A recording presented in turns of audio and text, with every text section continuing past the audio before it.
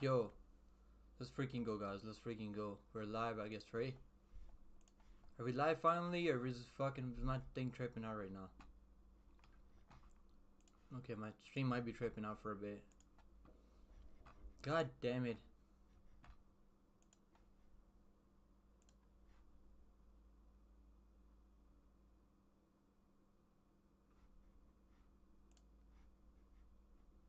Okay, what is going on? Why is the stream not working? Okay, I guess we're live right now. We're live now, finally. Thank God. I was tripping out for a minute. I was like, what the fuck is going on right now? Why does this keep telling me I'm not live right now? But we are live right now. Let's fucking go, guys. What's good? Hope you guys are having a beautiful weekend right now. We're back with the grind, on the grind. Let's freaking go. We're gonna be talking about UFC Vegas 89 back in Deanna's garage for another week. Let's see how it goes for us. I didn't really have the best lost card. I mean, I lost a single unit on that card. I guess I trusted the under 1.5 in that Kennedy fight, and that kind of cost me. But still, we're doing pretty good overall in the year, so I'm not really disappointed with losing a unit. I mean, it could have been way worse for me, to be honest, you guys. But I'm glad I didn't put too much money on the last card, so it wasn't that terrible. But yeah, it seems to be working. What's good, guys? Let's freaking go. We got Anakin in the house. Let's go. Anakin. He said he's first. Yeah, Anakin's always here first, man, on time. He's earlier than I am. Anakin's fucking here before I am, bro. Let's go, Anakin. Let's fucking go. We got Antoine in the house. Let's go to Antoine. Let's fucking go, Antoine. Bro, my bad. I don't check Twitter, bro. Like, you message me on Instagram. If you message me on Instagram, like, I get notifications on Instagram. I don't have that Twitter app on my phone, so like, I don't remember. I don't know my password, so like, I'm logged into my Twitter on through the browser on my PC. So like, whenever I go on my PC, I'll like check the messages on Twitter. You gotta like hit me up on Instagram, bro. Like, my Instagram's linked to the channel. If you message me on Instagram, like, I'll see your message right away. Like, I respond way quicker on Instagram. Let's go, man. Let's fucking. We got Darkstar in the house. Let's see what's up, boys. This main event doesn't excite me at all, but the card's not half bad for a fight night, in my opinion. Yeah, there's some decent matchups here. I mean, let's take a look at the matchups in a bit. We'll go over the fights in a bit.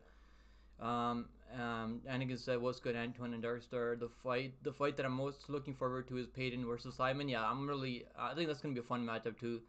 I think it's gonna be a decision fight, but I think it's gonna be we're gonna see a lot of scrambles in that fight, a lot of back and forth striking on that feet on the feet, because both of the guys are like they're still green. I mean, Simon is kind of getting well rounded right now, but still kind of green.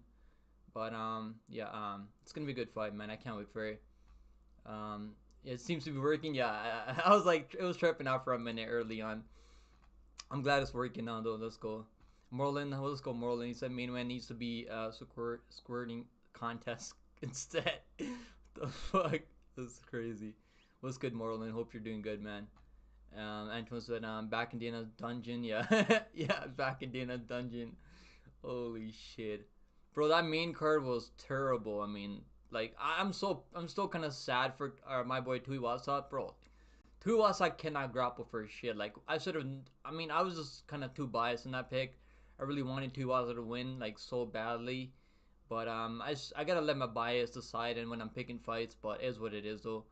Shansi said I went 5-7 on Tabora Tuiwasa. Bro, I went fucking 6-6 and 1 on picks, so I didn't do any better. I picked like that Brian Battle fight. I mean, that was going alright. I mean, that Dogarian fight, I thought Dogarian did enough, but it is what it is. That's or we should have done more damage in the second one, so it is what it is. I'm not too pissed off about that one. But just kind of disappointing with that one. Lost Lock's win streak, but we'll bounce back. I still don't have a clue I'm going to be picking for Lock of the Week next week. But we'll be back with the Lock of the Week. We did good on best bets, and we almost went 4-0. I mean, with Brown and Battle had one, but that was no contest. We went 3-0-1. Lost the Portal of the Week with Kennedy under Kennedy. Kennedy looked fucking dog shit. I will never pick Kennedy to win another fight as long as I'm fucking picking fights. Kennedy's dead to me. I gotta make a Moju Kennedy. Rest in peace, Kennedy.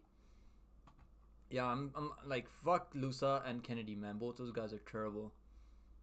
Um, UFC Casual in the house. Let's go UFC Casual. He said, yo, what's up, pick him? I'm doing great, bro. I just gotta work out and I was making my protein shake right now before I got in stream, so hope I don't get some fucking bad burps on stream. But yeah, I'm feeling good right now, bro. I was like trying to work out before I go streaming, cause like I feel late. Like when I'm coming back from work and shit, I'll feel like tired and shit. Then like I feel low energy. But when you get a workout in, like even like half an hour, like I'll watch. So what I do is like I'll watch some tape, work out at the same time in this room. Like that's what I do. I don't go to a gym or anything, bro. I just been working out at home for fun, and it's not bad. I mean, multitasking like working out and watching tape at the same time is honestly not fucking bad. It's not a bad idea though, and I mean it's working for me, right? Like I mean, I think I'm putting on some weight now. Like I've been fucking gaining weight. I'm not smoking any weed anymore. Like getting high anymore. So, it's been working for me, man. Yo, Nate Brown with another fucking gifted membership. You're an absolute fucking gem, Nate Brown. Bro, Nate Brown's like gifted over. I can't even remember how many gifted membership this dude's already given to the community, bro. Big fucking W's for Nate Brown, bro. Appreciate that. Big W's. Let's go, man. Big W's, Nate Brown, bro. It sucks for Brian Battle, man. Honestly, like Brian Battle, like I'm just gonna count that for Brian Battle as a win. Like that's a win for Brian Battle. Fuck Lusa. I mean, what can you expect from a guy named Lusa? Like he's an absolute fucking loser. And he said, I didn't make the bankroll. I said it just because of Lusa, but at least it was profitable. I mean, I'm glad you went profitable. But I had before the last card. I was like 6 weeks profitable, and then I lost like a single unit on the last card. But it was like if the loose Brian Battle fight wasn't in a contest, I think I would have been like I would have probably been like $20 profitable. But that under like in that Kennedy fight, I was like, no way, OSP's gonna. No fucking world that OSP was gonna win that fight. Like in no freaking world. Like I was like, maybe he can get a submission. That's why I took the under 1.5. I was like, in no world I thought I was gonna go the distance. Like I'm still shocked that I went the distance and fucking OSP beat like OSP is a good grappler. Like he can definitely hurt guys and get like submit guys on the ground. But like Candy just kind of sold out. I mean Candy wasn't really out there fighting to win. Like, he was just trying to fight to like not get finished. It kind of seemed like fucking hate Kennedy so much, man. It was good MPDM in the house. They said pick Ty Borwa clears, pick ever Ty shit. Bro, screw you, dude. Ty is not shit, man. Ty, I'm a big fan of Ty Tuivasa, man. No disrespect in the chat for Tuivasa the GOAT. Tuivasa the absolute fucking GOAT. I'm gonna miss those shoes forever, man. Fuck, we're never gonna see another Tuivasa shoey now. Yeah, no, we're not gonna. I'm not gonna. There's gonna be no hate for Tuivasa in the chat. But for real though, bro, Tuivasa cannot fucking grapple save his life. God damn it, Tuivasa. Like these city kickboxing guys, like when people really like, I guess Tuivasa is probably the worst grappler out of city kickboxing. I mean, Batter Doll is one of them too. Like, bro, I'm disappointed that Moises. Like, I'm not that mad that he got a submission, but like not TKO. I mean TKO. Good for Moises getting a TKO. But yeah, I was like really hoping he'd get the submission. I mean, but Ramirez, like, he got a standing leg kick TKO for that was his first. I think that was first Moises' first TKO in the UFC too. So good for him though. I hope they don't put him like in the early prelims, bro. They really said shouldn't put this guy in the early prelims in the like. That was criminal for putting Moises in the early prelims. Like, why couldn't they put him in the main card? Like, take GM3. Even though GM3 got a submission, GM3 looked fucking terrible, man. Like, can you guys? I can't fucking believe how terrible GM3 was looking out there on the feed. Like, it's almost like GM3 forgot how to strike. Like, he was moving in slow motion. Like, bro, they should have put Moises on that main card instead of GM3. Like, even though GM3 good for GM3 getting that submission, but GM3 looked fucking terrible. Let's go. UFC cows in the house. We got Shansi in here. Let's go, man. We have whole fucking gangs up in here, guys. Make sure you guys hit the like button, help the algorithm out, and let's go. We'll be back, man. Now I think they're gonna remake that fight with Lusa and Battle, but I don't think Battle is gonna be anything under minus 200 or minus 250 next time, cause the way he was controlling that fight, like he looked like a minus 500 out there, bro. Like clearly, Lusa wasn't really landing anything clean. And I like the way Battle was moving out there too. Like he was rolling with the punches. Like wasn't even like getting touched out there. Anton said, "How do you all feel about Jose Aldo's return?" And I was like 8-5, bro. Good fucking picks on that card by you. Had some close fights. Yeah, bro. I mean, like Aldo's definitely got a chance, but I think Martinez like he's getting into his prime right now. Like I don't really trust Martinez like striking defense. Like he's a guy that can if you like walk him down, don't stay at range. Aldo's a guy that's invented the leg kicks, right? Aldo was the first guy that's like had some of the nastiest leg kicks in the game, so it's probably gonna be a battle with the leg kicks out there. So I'm kind of glad that Aldo's on that Brazil card, man. I mean Rio de Janeiro, like good for Aldo, man, coming back, like. But it's gonna suck. But I think Martinez is gonna get it done though. Like I really do.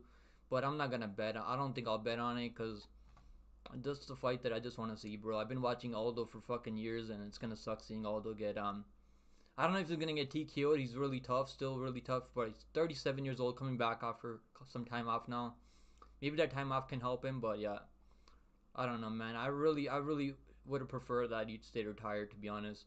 Can't believe I'm saying that, but yeah, obviously he just didn't come back. I think I said let's give to Ty Josh Parisian. Nah, give him yeah, give him. I was thinking about maybe doing Ghazi, but Ghazi was gonna fucking take him down and knock him, ground and pound him too.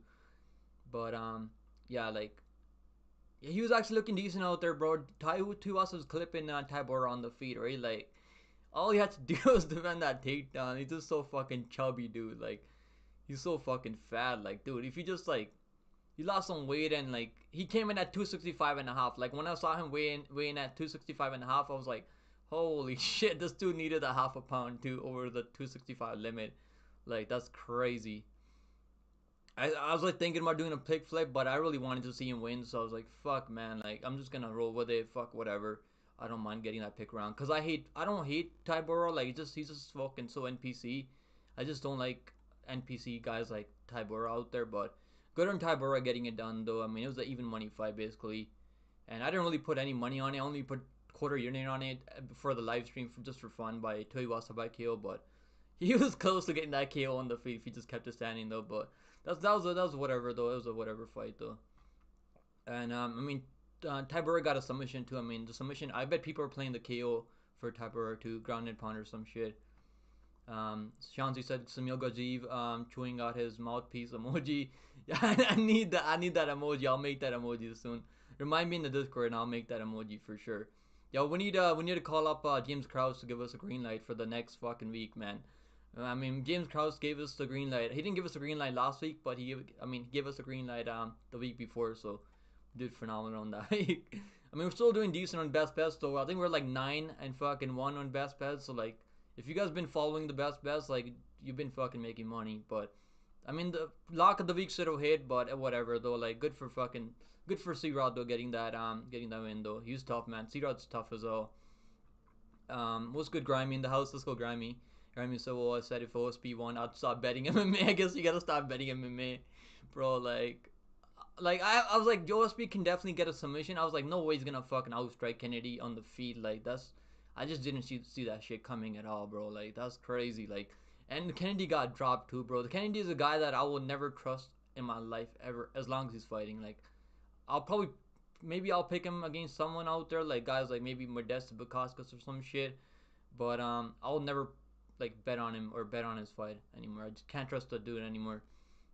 I mean, he almost got knocked out by Devin Clark too. I should have seen it coming. But it is what it is. Though we're gonna be going over the next card soon, guys. So we're just gonna chatting it up right now for a bit. Yeah, I'm gonna add some more emojis. I'm gonna add some more emojis. I was gonna add Lusa emoji, but I was like, fuck Lusa, man. We're just gonna forget about Lusa now. I hope they cut Lusa, man. Like, I just want to. I hope they give Brian Battle like a top ranked guy. Like, maybe give him a ranked opponent next. Like, cause he was winning that fight. Like, the UFC said, this is just like forget about Lusa at this point. Who cares about Lusa? No one gives a fuck about him. Yeah, let's go. Marlon said if Dillashaw comes back, I need him to fight Cejudo again. He's fight Dillashaw, like bro, like he's coming off injury now too, like his arm injury. So I don't know. I don't think he's ever coming back though, but you never know. Maybe he's gonna need the paycheck, right? Maybe he need the pitch. He might need the paycheck, so maybe he might come back. So you never know. Like, but Cejudo, that's just a fight that Cejudo can definitely win though. I think, but yeah, I think Cejudo might be able to win that one. But Cejudo's gas tank looked terrible. But that was against Marab though. Marab was a fucking absolute machine. I mean, Dogarian was trying to do what Marab does out there, right? But you can. There's only one fucking Marab in the UFC, so only Marab has the gas tank to go like fucking full blast. For like what 3 5 rounds, 5 rounds. Like Marab can go fucking all day. I mean, Dogarian was trying out there, right? Dogarian was like trying out there, and I mean, he fucking looked like a different guy out there in the third round. I mean, I don't know how Seagrad didn't finish him though. Seagrad should have finished him in the third round. But I do give credit to Dogarian though. Dude is tough, man. Dude is tough though. Like he could have just fucking just given up an easy submission, got out of there. But yeah, he's tough though. I'm still like I don't think Dogarian lost much stock out there. But we're definitely gonna have to watch out with him with guys that he can't really finish out there like C Rod. Chauncey said Brian Battle got 30-25 by Renat. He's not top 15 level. Bro, he took that fight on short notice, Shansi, bro. Like, come on, like, he took that fight on short notice. No one wanted to. Renata was supposed to fight someone else. Like, he took that fight on like a less than a week's notice, and I mean, the takedowns were the only thing that were making a difference, right? I mean, if they run it back, I still think Brandon Battle has a chance of getting something done, bro. I really do. I think he's been sharpening up his takedown defense. I really do. I'll give I would give a Battle a chance against Renat now. Even though I think Renat would get takedowns, but I think he can still like we knew when we've seen with the Renat, bro. Like if when he stays standing, like he can definitely fucking get tired on the feet. When fights stay standing. Grimy said it just hurts worse because it sunk my parlay and I thought I got him first deal at minus 500. Bro, I had him at like minus 375, so like it was early too with Davis. I mean, Davis came through easy too, and I had the under 1.5. Like that's the one that I was feeling good about too. The under 1.5. That's the one that I gave out to you guys. And it was like, bro, after the first round, I was like, the way they're fighting right now, I knew in the first minute like they was not gonna go under 1.5. Like I was like, it's gonna go the distance. I was like, I just had a feeling after in the first 2 minutes of the fight, I was like, because they were out there sparring, bro. They weren't really like trying to knock each other out there. Terrible fucking fight. I mean, maybe it was a fun fight to watch if you didn't have money on it, but yeah, I mean, that was a terrible fight. The way Kennedy was out there fighting, he just didn't want to like, I guess, get knocked out. I mean, that's the way he was fighting. He was fighting scared out there, and kind of shocking that he's fighting scared against OSP, who's like fucking 50 years old now. Um, it cost you 500 altogether. Damn, bro. I'm lucky I only lost $100. Like, so I'm actually like, thank God I didn't go crazy on this card. I knew that like these Apex cards are always tricky, bro. I only have like a couple of units on the next card right now. You guys can see the bets in the members. You'll see the bets that I placed for next week. I'm not like crazy about it, but I think some of these bets can come through. I feel good about the Atlantic City card though. I think Blanchfield's gonna fucking win, but she's got a tough fight in for Fiora because Fiora's an absolute monster. She's a big girl out there too, but I think that pressure, pace, and cardio from Blanchfield can definitely get something done. And I think that Rosie Boy is gonna win. I think that guy that's fighting Kyle Nelson. What's his name? I can't fucking remember his name. Let me see his name. What the hell was his name? The guy that's fighting that fought Hernandez last time. Let me see. Okay. Oh, it was Bill Algeo. Yeah, Bill Algeo. But Kyle Nelson has been improving, so that one kind of scares me. And I put Connor Matthews. I think Connor Matthews is gonna win too, and he's the underdog. So I was really impressed with Connor Matthews. Dana White contender series performance. He was underdog in that one. But yeah, that Bazooka guy, like I just don't think Bazooka is gonna be getting non-stop takedowns in that fight, and he's gonna need the takedowns to get it done in that one. Alright, guys, we're gonna go over the card quickly now. Let's run over the card. First fight on the card is gonna be we'll run over from early prelims. We'll talk about let me pull up the odds here too, see what the odds are. Yeah, I mean, there's some there's gonna be a lot of landmines on this card, in my opinion, though. All right, first fight on the card is gonna be this one right here. 1 second. All right, Muhammad Usman, the fucking CEO of EPO, Big Brother, taking on Mick Parkins. Honestly, like I would just stay away. I was like, maybe they might open the over 1.5 at like the totals at 1.5, but they're not. They're not. Bookies are not stupid. I mean, like they're not fucking dumb. Like they caught on that Muhammad Usman's not really a finisher. He's the only guy that he's finished is Jack Pogo, who's an absolute fraud. I mean, Jack Pogo's an absolute fraud. Like we know that by now. Jack Pogo's a fraud. But like he's taking most of these guys to decision. Like I don't think he's finishing Mick Perkins. I don't think Mick Perkins is gonna finish him. I could definitely see Mick Perkins like getting on top though. Like maybe getting a submission off. Like because he does have decent jiu-jitsu. Like he trains with Aspinall, Tom Aspinall, and those guys. So like he's gonna if he gets on top, gets his back, I could definitely see him locking something up. But I don't. I think it's gonna be like a sweaty fucking decision for Mick Perkins because I think he's gonna be landing more volume overall. So I think it's gonna be a decision here. They opened the totals at 2.5, so I don't even like honestly like I don't even like the totals here. I'm just gonna stay away from this one. Let me see. Bet online. I saw the over 2.5 at like minus 170. I was like, holy shit! People are catching on to it. That these guys are not really out there finishing anyone, right? If they open the one over 1.5, I would definitely parlay the over 1.5 with something. But they're not dumb. They're not fucking stupid. They know they're not. No one's really gonna finish in this fight. Maybe we see a finish in this one. You never know. Personally, like I was thinking about playing Mick Perkins, but his last fight didn't really give me any confidence. Like I actually had him parlayed in his last fight, and he actually looked terrible. I mean, even though he won the fight, it was like a sweaty decision. I don't know if you guys remember that fight. But yeah. So Mick Perkins right now is minus 140. So there's some dog money coming into Muhammad Usman. Muhammad Usman can definitely win this fight if he gets the takedowns. I just don't think he's gonna get consistent takedowns. But we have seen Mick Perkins, like he's a guy that can out scramble some of these guys. I mean, he's able to out scramble Kyle Machado, who's pretty fucking horrible too. So I don't know, like I don't really feel too strong about this one. But let's do a poll. Well, I'm just about to do a poll. Perkins and then Usman. I mean, Usman's probably a like popular underdog this week, right? I think some people are probably gonna like the Usman side on this one, but he's gonna need the takedowns because I don't. He's got the power, but I don't think he's gonna have like he's gonna be able to like consistently like get control on the bottom. Like, yo, what's good, Louis in the house? We got Ernie B in the house. Let's go, Ernie B. Said Simpsons predicts the future again. Let's go, guys. Let's go. TG in the house. Let's go. TG said Mo Usman on all the roids. Perkins arguably lost to Kyle Machado. Bro, it's a fraud. He got outstruck by Kyle Machado, right? Yeah, he got outstruck by Kyle Machado, which is crazy. I don't know. Like, I don't feel too good about this one. Yeah, he got outstruck, bro. Yeah, I think Mick Perkins got outstruck by. Yeah, he got outstruck by like for half almost 76 to 70 39. Significant strikes by Kyle Machado. I mean, Kyle Machado was landing a lot of strikes out in the third round. Yeah, Kyle Machado landed 35 significant strikes to 23 in that third round. He got outstruck in the second round too. But this is a different matchup. I mean, Kyle Machado does throw a lot of volume. He's not really technical at all though, and he was shooting takedowns too. And he went four. How many takedowns did he get? He got three. He got no takedowns. The Kyle Machado got no takedowns. He only shot one takedown though. And Mick Perkins got three takedowns in that one. Had 6 minutes of control time. So you never know how the judges are gonna judge this fight. So maybe Usman might get some takedowns in this one, and then maybe it's gonna be a sweaty decision either way. I think. Um, let's go, guys. Shansi said Injechku is a complete clown, man. No chain and very slow. I remember Ryan Span say he would fight Injechku for a title someday.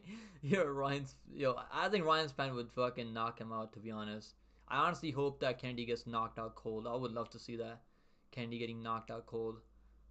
Um, Manica said Kiyasa is now ranked. How is Kiyasa still ranked? I don't get it, bro. Like, how is this dude still fucking ranked? How is he still in the rankings?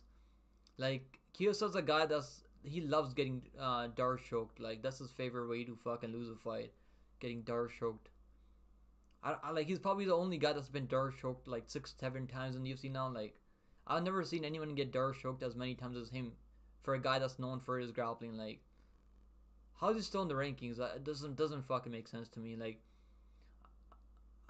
I think there's a lot of guys outside the top 15 that should be in the top that should be ranked in the top 15 than Kiyosa. To be honest, right now, he's so inactive right now too. Like, yeah, I don't know how he's still in the rankings. And said Renata is not even in the rankings anymore too. Yeah, he looked good out there, but he absolutely gassed out in the second round later. Because I mean, you can definitely hurt Renat to the body, right? Like that's what Gillespie did. I think he kicked him to the body and then hurt him to the body.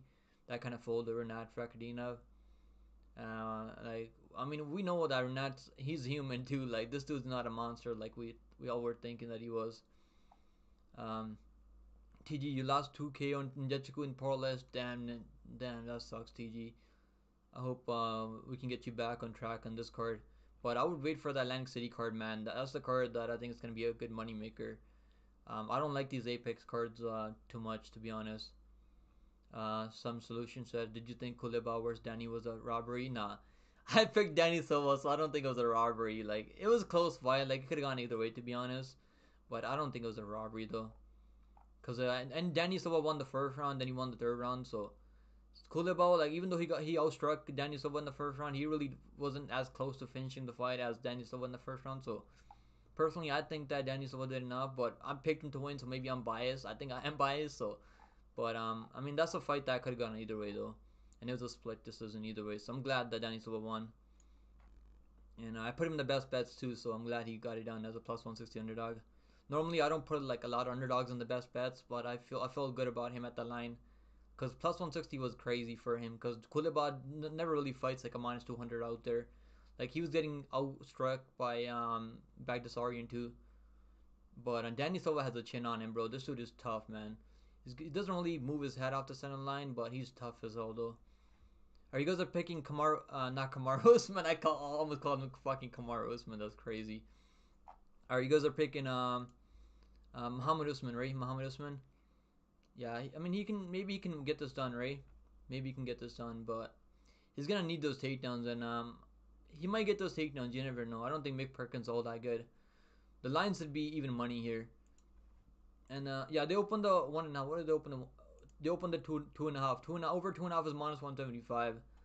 I'm just gonna stay away from it. Like if they open the 1.5 at minus 175, like I don't know what they opened the line at, but it's like minus 175 now, so the over. So probably maybe the over 2.5 was like even money. Normally like the bookies will open the heavyweight fights at over 2.5. So, but they're not stupid on this one. They know what's going on here. Personally, I'm just gonna take a pass on this one. I haven't been betting heavyweight fights. Like I took a pass on the last one. I only did a fun live stream bet on Tiwasa just to make it fun, and he fucking just that was just for fun though. I don't really bet heavyweight fights anymore.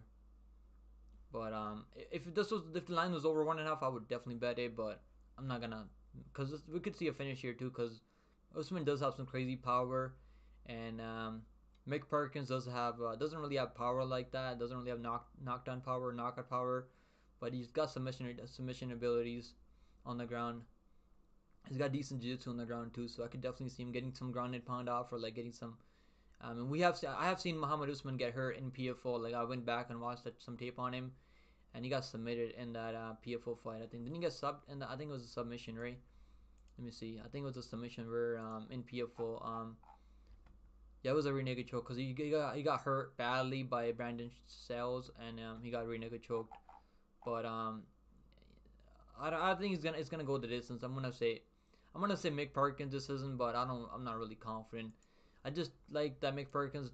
He's a better, like more cleaner striker on the field. Like he's better at point fighting. But I'm not gonna throw money on this one. But I don't blame you guys if you guys are taking the dog here. Let's move on to the next one now, guys. Yeah, you guys are on Usman. I don't blame you guys if you guys are picking Usman. Um, Solution said, TG, you'll lose money betting against Perkins. Don't bet this fight, guys. There's really no need to bet this fight. I know the lines are really close right now, but TG said, Usman easily. He's so much bigger than Umar. Are you guys talking about like who? Usman Nurmagomedov and Umar? Like, is that what we're talking about right now? Oh, Usman actually on APO like Kamaru, so many roids. Yeah, TJ said Machado, not good. I've watched the tape. He's not great. Neither is Jay Collier. I mean, Jay Collier should have been finished out there. Jay Collier is fucking horrible, and he actually outstruck Muhammad Usman. The only thing that won him the fight was some like he got like one takedown, win 1 out of 3 takedowns. I mean, even a guy like you guys remember this guy what's his name again? I forgot his name. The guy that fucking the big chubby dude that was like 5'6" at heavyweight. Chris Barnett, yeah, Chris Barnett. I mean, finished. You guys remember when Chris Barnett finished Jay Collier? Yeah, Jay Collier. Like, I don't think Muhammad Usman's all that good, but he's like his brother. He's like climbing the rankings right now. His brother wasn't really finishing anyone in the early days, so maybe at some point he's gonna someone in the UFC. He knocked out. He was losing that fight to Jack Pauga too before he knocked him out with a left hook. But I don't think he's knocking out Mick Perkins. I don't think Mick Perkins all that good. So we're gonna move on to the next one, guys. My pick is Mick Perkins. This isn't for non-bar. Let's see. My pick might change after the wins. I want to see if Usman's really on all the juice out there, all the secret juice out there. But let's move on to the next fight. We got an absolute banger here, guys. I'm really excited for this one. I think this is gonna be an absolute banger. It's gonna be a fun matchup here. Okay, what the hell just happened? Okay, why don't I? Okay. There we go. Now you guys see it. All right. Let me move on to the next one. All right, we got Igor Severino taking on Andre Lima. I was just watching their fights, so I went back and watched their Dana White Contender Series fight just before I started live streaming. So let's do the poll before we talk about this one. But you guys are on the dog on the first fight. Yeah, good. Let's see how the first one goes. But I'm glad we're gonna be starting with the Usman and Perkins in the early prelims. Shanzi said I just got double unskippable ads. Bryce, I put the thing to the lowest, so it shouldn't be getting that many ads, to be honest. But you can like if you're watching on PC, you can download like ad blockers. You don't have to really watch it. I guess it's a Filo submission on Ode was a good pick for me. Yeah, I mean, I just I just took him by money line. I mean, money line wasn't terrible. It was only like minus 150, but submission was second round submission was I think I picked him second on submission. But yeah, did I pick third on submission? I think I picked second on submission for Filo, so you got it done because Ode is never making improvements on the ground. Grammy said them to Tatsuro Taira taking on Tim Elliott. Yeah, I saw that fight. Like I saw them book that fight couple of days ago. Um, and he said, "When is Barnett returning? I miss him." Yeah, he's a fun guy to watch out there. Um, Louis said, "Pick him getting the AdSense fag." I gotta fucking pay for the expenses, bro. Like those fucking fight pass. I pay for a bunch of fucking shit. But I appreciate you guys supporting, becoming a member on this channel. But yeah, it's fucking expensive watching doing tape study all over and fucking doing live streams like pay per views and shit. Like I gotta cover some expenses. You guys know I gotta pay the bills, you know. But I appreciate you guys. Yeah, Barnett. I hope Barnett comes back soon, bro. I really want like Barnett was getting his ass whooped by fucking Collier. You guys remember? Like I know. If you guys seen that fight, Jay Collier got Barnett like would just let him.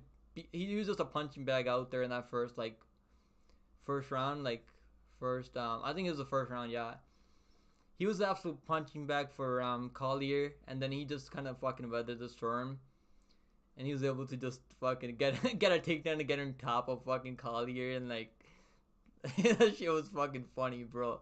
You guys remember that spinning back? What was that spinning kick? It was like a spinning. I can't remember what kind of fucking spinning kick it was that he hit this other guy with, and he fucking knocked him out cold. That was crazy too. Barnett, yeah, I hope Barnett comes back soon, bro. I don't really know what's going on with Barnett. I remember like Barnett lost a fight. I think his last fight was against Martin Boudet, and Boudet was just fucking sinking it up out there in a clinch fight, boring clinch fight. That was one of the worst fights I've seen in my life too. Ernie B said, I don't mind the ads. Happy Pig, I'm getting a little something going. Let's go, man. I appreciate you guys watching the ad though. But I set it to the lowest, so it shouldn't be that many out there. But yeah, let's talk about the next one, guys. Okay, Igor Severino.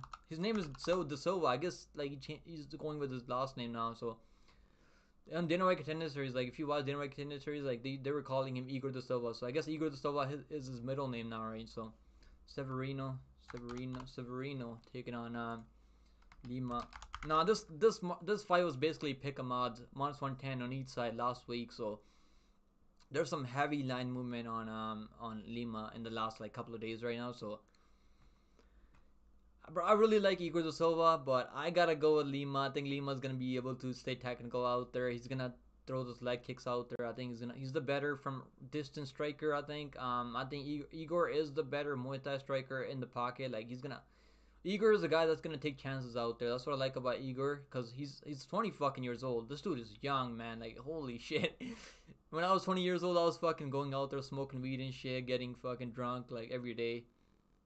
This dude's out there fighting, bro. He's been fighting since like what, like 16, 17, 14 years old. Like he's been fighting. He's been fighting all of his life.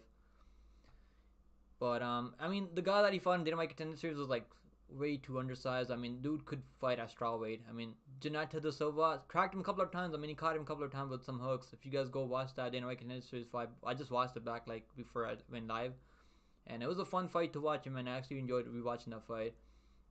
And like he was landing some hooks, and then eventually like Igor was able to change the levels in that first round. First round he wasn't really trying to knock him out. He was just trying to like fight technically, and he was having success on the feet until Janata hit him with some hooks and didn't really hurt him badly. He kind of rocked him though a little bit. Like he wasn't hurt though. It wasn't like he was about to be finished or anything. But Igor was able to change levels, get some takedowns in the first round. Won the first round, 10-9 I think. Came back in the second round, went for the finish. I mean, this dude was like, fuck this. I'm done point fighting. I'm gonna go for the finish now. I mean, he went all in the finish. I mean, he's the guy that's gonna take chances out there. And Lima's a guy that's gonna stay technical. If a finish happens, he'll to get the finish. If it doesn't happen, he's not gonna chase the finish out there. That's the thing about Lima. And Lima has a better takedown defense here. We haven't really seen Igor's takedown defense tested here, so Lima, he should be able to stay at range, throw some leg kicks out there, make it kind of boring, I guess. I mean, it's gonna be a fun fight either way though, but I want Igor to win so badly. I don't mind getting this pick wrong. I hope I get it wrong, but I really wanted to pick Igor here, but I'm just kind of biased. If I pick Igor here, I'm gonna be I'm gonna be biased then. But I think Lima will win this fight. I was thinking about betting Lima at -110, but I missed my opportunity. At this line, I'm just gonna take a pass. I mean, there's really no need to bet this. I actually like the over 1.5. I think both these guys will. I think Lima will stay patient. He's gonna. I think the over 1.5 is not terrible here.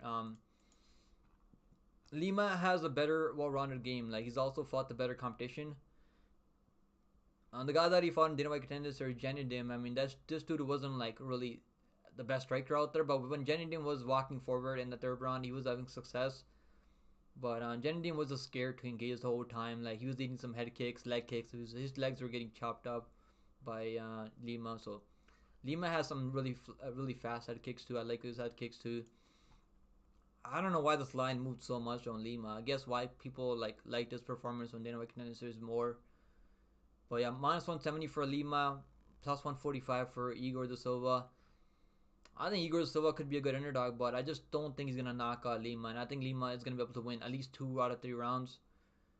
And if Igor gets way too reckless out there, I could definitely see Igor getting hurt out there.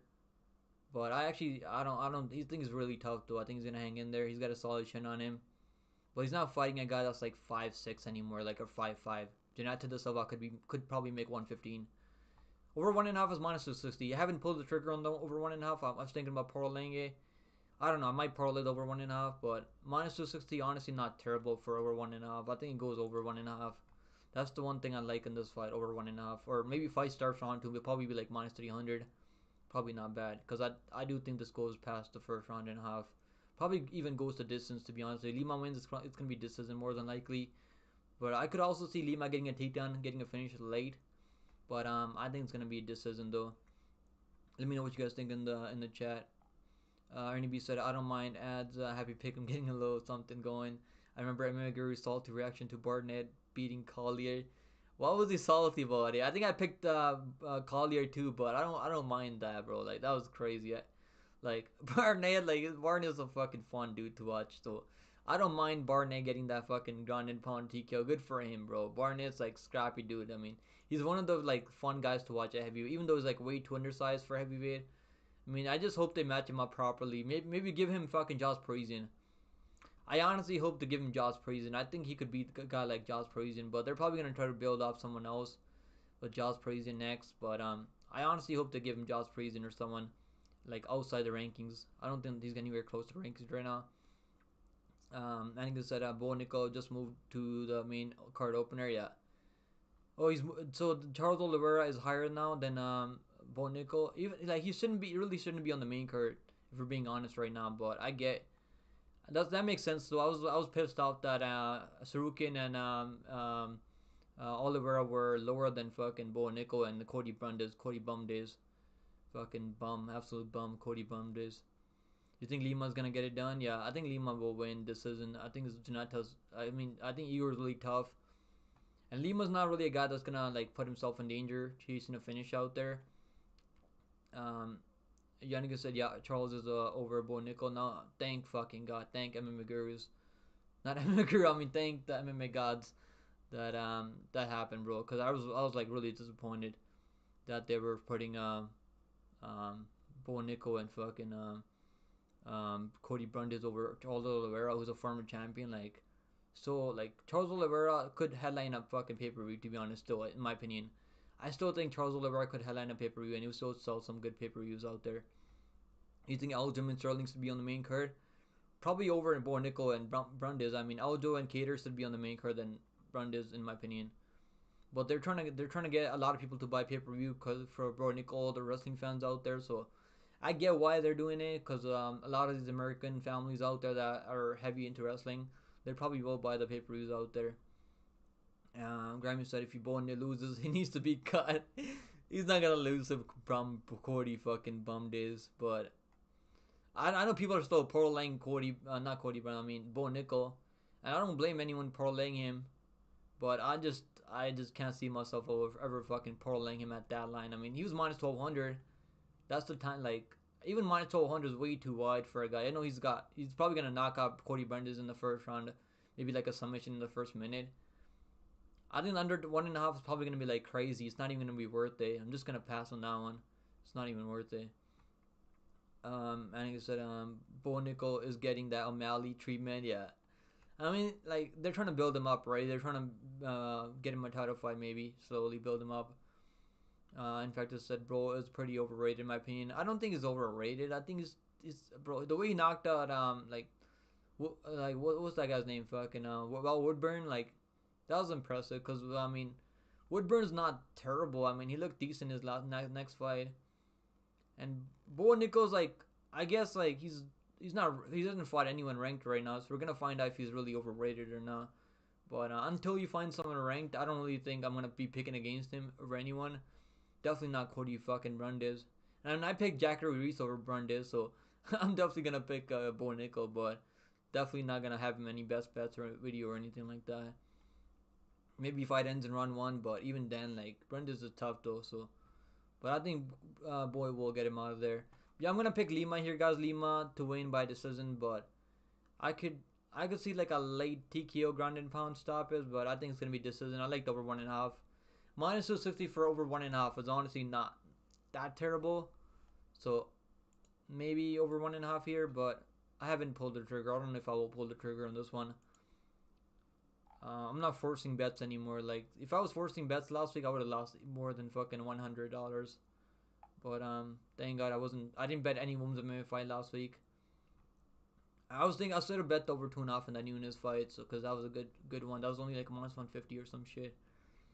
All right, guys, let's talk about the next fight now. So let's see who you guys picking in this one. You guys are picking Lima here, 80%. Yeah, I think Lima will win. Yeah, I think Lima's gonna win. But Silva's a fucking this dude's Igor's he takes chances out there. So I wouldn't be shocked if he goes out there and like lands a big hook. But I don't think he's knocking out Lima. Lima has a solid chin.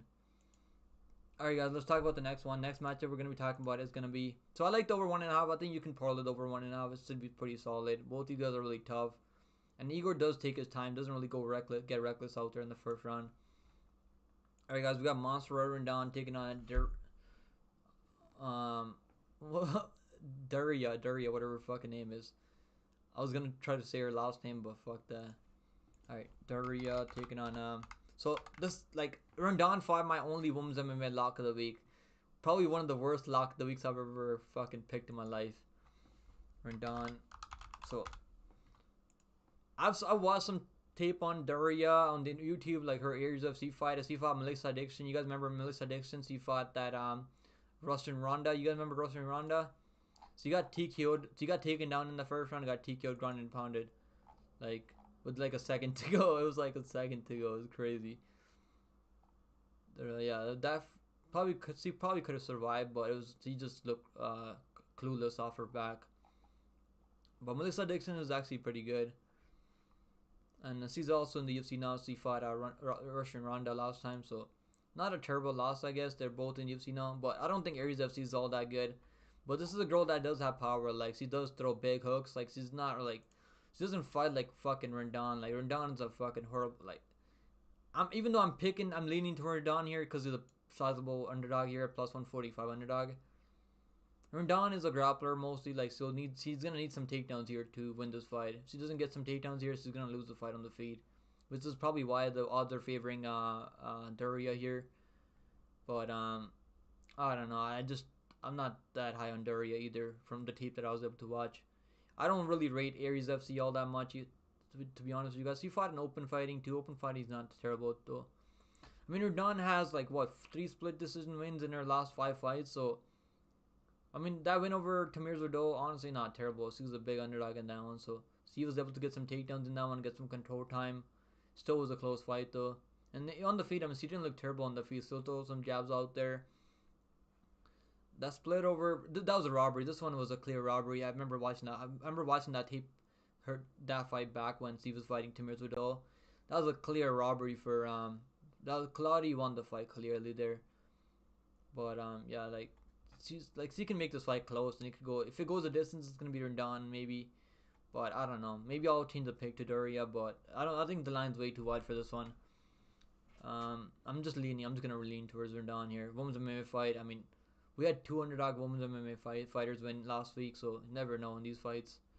But Doria's making her UFC debut, and the UFC debutees win at 30% clip, so the odds are way too wide. I think the odds should be closer here. Um, Shanti said Bo KOing Woodburn is actually impressive. Woodburn didn't get killed by Oben Elliott, who's a decent striker. Bo's actually an elite athlete. Yeah, I mean that was impressive, bro. I mean Woodburn almost knocked out Elliott, right? Like you remember that first round? I mean, holy shit! Thank God I didn't bet on that fight because he almost fucking knocked him out. Woodburn's actually like Elliott's actually a decent prospect from Cage Warriors, and he was able to weather the storm early, get it done, get some takedowns. Yeah, Bo, like the way he finished Woodburns was impressive. Like that's the way like he should be finishing these guys at the bottom of the barrel. And like I said, O'Malley fought Chris Martino on a main card. They're doing the same thing with Bo Nickal. Yeah, I mean Martino, like bro, I remember Martino has a fucking chin on him, right? And after that fight, I mean people were really high on Martino. Then he lost his next fight to the UFC, but like, he just got cut out for that one. Yeah, Martino, like there's a lot of recency bias on Martino after that O'Malley fight because people are like this guy's so tough. He's gonna beat these other low level guys, and he goes out there and loses his next fight too. Shanti said Bo Nickal should fight GM3 after Brandes. Honestly, that wouldn't be terrible. That'd be a good step up for Bo Nickal in my opinion. And he said Bo is getting the O'Malley treatment, and he could be champ because of that. I mean, if they build him up slowly, right? They probably want to build up that undefeated record for Bo Nickal because it looks good on paper. Maybe that's what they're trying to do right now. Dramy said Bo versus Jack would be a good fight, bro. That's way too early in my opinion. I think that's way too early. But that'd be a fucking really good fight though. But Jack, like Hermansson's a fucking tough dude, man. This dude he's got a good fight IQ too. I think that's way too early for Bo Nickal, but maybe GM3. I like the GM3 fight. GM3 actually looked terrible on the feet with Barbarina. And I don't think he's gonna get some taste. I would pick Bo Nickal over GM3 though. I think Bo Nickal could knock out GM3 on the feed. Kaio is fighting Paul Craig. Kaio Machado, you mean, or Kaio? Oh, you mean okay? Kaio is fighting. Isn't who's okay? I know who you're talking about right now. Kaio, the guy that fought Abu Magomedov last time, right? Yeah, that's a good fight, man. Kaio's gonna win that fight by decision. I think Paul Craig's gonna maybe pull some guard. Paul Craig is a dangerous grappler though, so like on the feet, it depends who's a better striker on the feet in that one. And he said Brandon Allen's wearing purple shorts versus Chris Curtis in their fight. Is he really? That's crazy. Did he say that? You saw that Instagram? Did he post on Instagram or something? Chauncey said, I don't know who to root for to lose in Allen versus Curtis. They're both so annoying. Yo, I'm kind of rooting for Allen, but I don't know if he's gonna win. Like, I know he's favored to win, so he might win. He might get it done. I just don't know his chin is really solid. Like he gets cracked way too quickly, and Chris Curtis does hit pretty hard. Chris Curtis throw a low volume though. Like he just doesn't throw enough volume. So I don't know who I'll pick in that one. But I honestly hope that Allen gets it done because I don't like Chris Curtis. I mean he like I was winning. I was gonna make some good easy money on Imabov when he fought Chris Curtis, and fucking Chris Curtis took the way out, like Andalusa. Shanti said Chris Martino is on a 35 win streak in the regional career now. Yeah, I heard about that. He'll probably be back in the FC if he gets another win. Is he finishing people out there or not? If he's finishing people in the regional MMA, then he'll probably be back in the FC. Grimes said, I guess we weren't giving him the Mali treatment. Um, and consider Adolfo Vieira versus Leroy Duncan versus Bo Nickel would be nice. You want a fucking triple matchup between those three guys? That's crazy. Adolfo Vieira, yeah. Leroy Duncan, bro. I think Rodolfo Vieira would submit Leroy Duncan in the first like fucking round. Leroy Duncan does have decent grappling too, but I think Vieira, like, bro, I actually picked Petrosian in that one, and Petrosian, like, his Petrosian's takedown defense is way worse than Leroy Duncan, but Leroy Duncan was getting taken down by Armin Petrosian too. Um, yeah, Berhalio, yeah. Kyle's winning. Yeah, Kyle's gonna win this season, I think. Craig is a tricky customer, man. Craig, I mean, the way he submitted Ankalaev in that last like two seconds of that fight was crazy. I mean, but Craig, like, he's so inconsistent and doesn't really fight to a game plan. But he's so crazy out there. Like, he's kind of good in the chaos sometimes. So yeah, I think Kyle Machado, not Machado. I mean, Kyle Berhalio will win. Keep calling him Machado because I was going over the fight with Kyle Machado and Mike Perkins. So that's like saying this in my head right now. All right, guys, let's talk about the next matchup now. I think I'm gonna pick Rondon by decision, but maybe Daria. I hope Daria goes out there and knocks her out cold though. I really hope that, and I might change my pick because I want to see Daria knock her out because Rondon got a split decision win over my former lock of the week. Tamiris Verdon, one of the worst lock of the weeks I've ever picked in my life. That was probably like one of the worst locks ever. And the only women's MMA lock I've ever picked in my life too. Alright, let's do a poll for the next one. Right now I'm leaning towards the underdog in that one, Rondon, but you guys are picking Daria. I hope Daria knocks her out though. I really hope that happens. I'm not betting that fight though. Alright guys, Steven Nguyen taking on Aaron's. I think Aaron's fought he fought Sangwoo Choi on that Max Holloway versus John B card, right? Yeah. I was up at like 4 a.m. in the morning watching that card.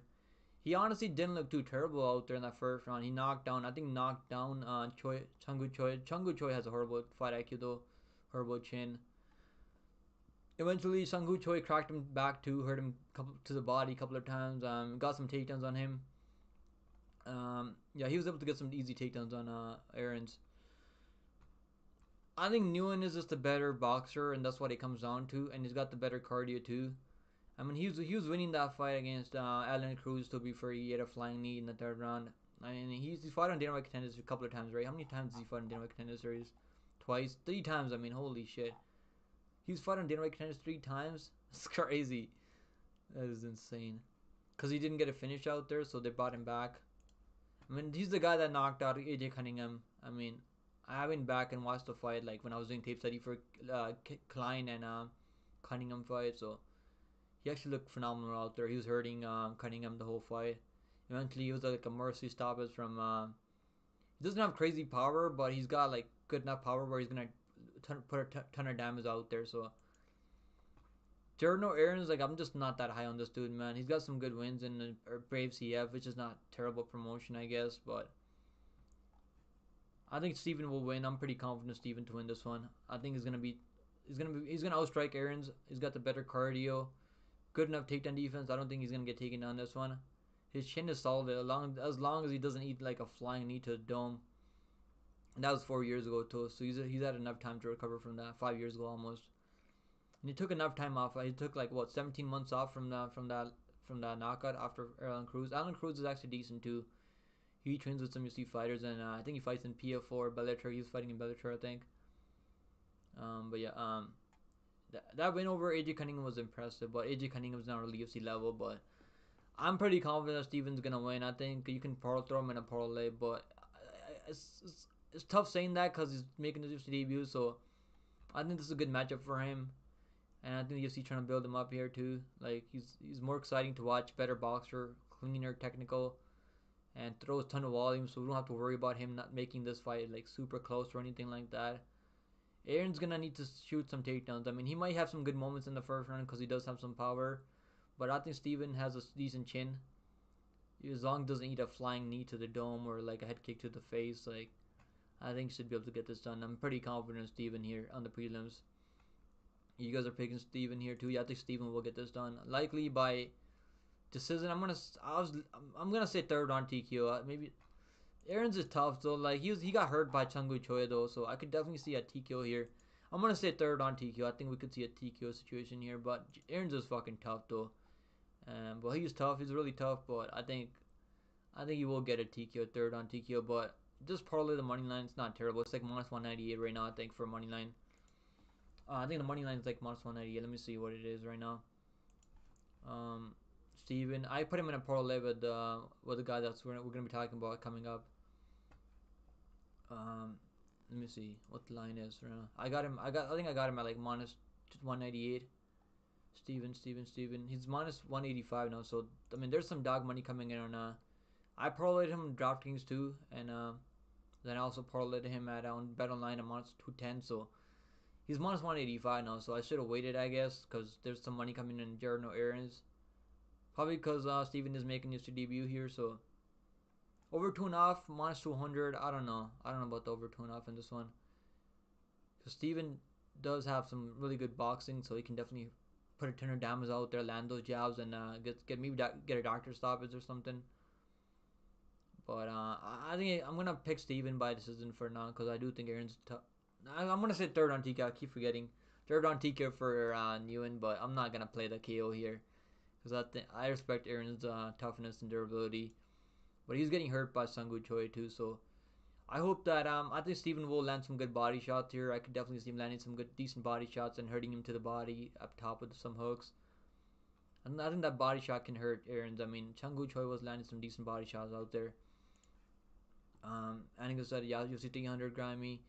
You got Steven in this matchup. Yeah, I think Steven's gonna win. Grammy said, "Oh no, Money better try and take him down. Turner is huge." Yeah, Money Moicano, like he's got. I mean, Money Moicano needs a takedown. He's not gonna win a striking matchup with Turner. Turner's gonna have to reach advantage, the height advantage. I mean, Turner should be fighting a 170. Like if we're being honest right now, I think Turner might get on top of him and fucking throw some ground and pound. Like we could definitely see. Turner has jiu-jitsu too. Let's not forget Turner has jiu-jitsu. I might play Turner by submission though, because I think we're gonna get a big number Turner by submission. You could definitely hurt Moicano and lock in a guillotine choke or some shit. But Moicano has probably the better jiu-jitsu.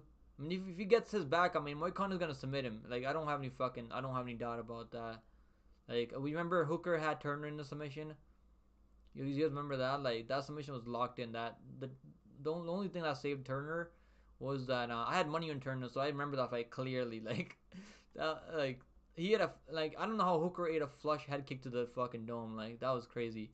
Like I don't know why. Like Hooker got knocked at 145, but at 155, like somehow he sometimes he'll eat like head kicks to the fucking face. Like Hooker's tricky, man. Like Hooker's a fucking tough dude.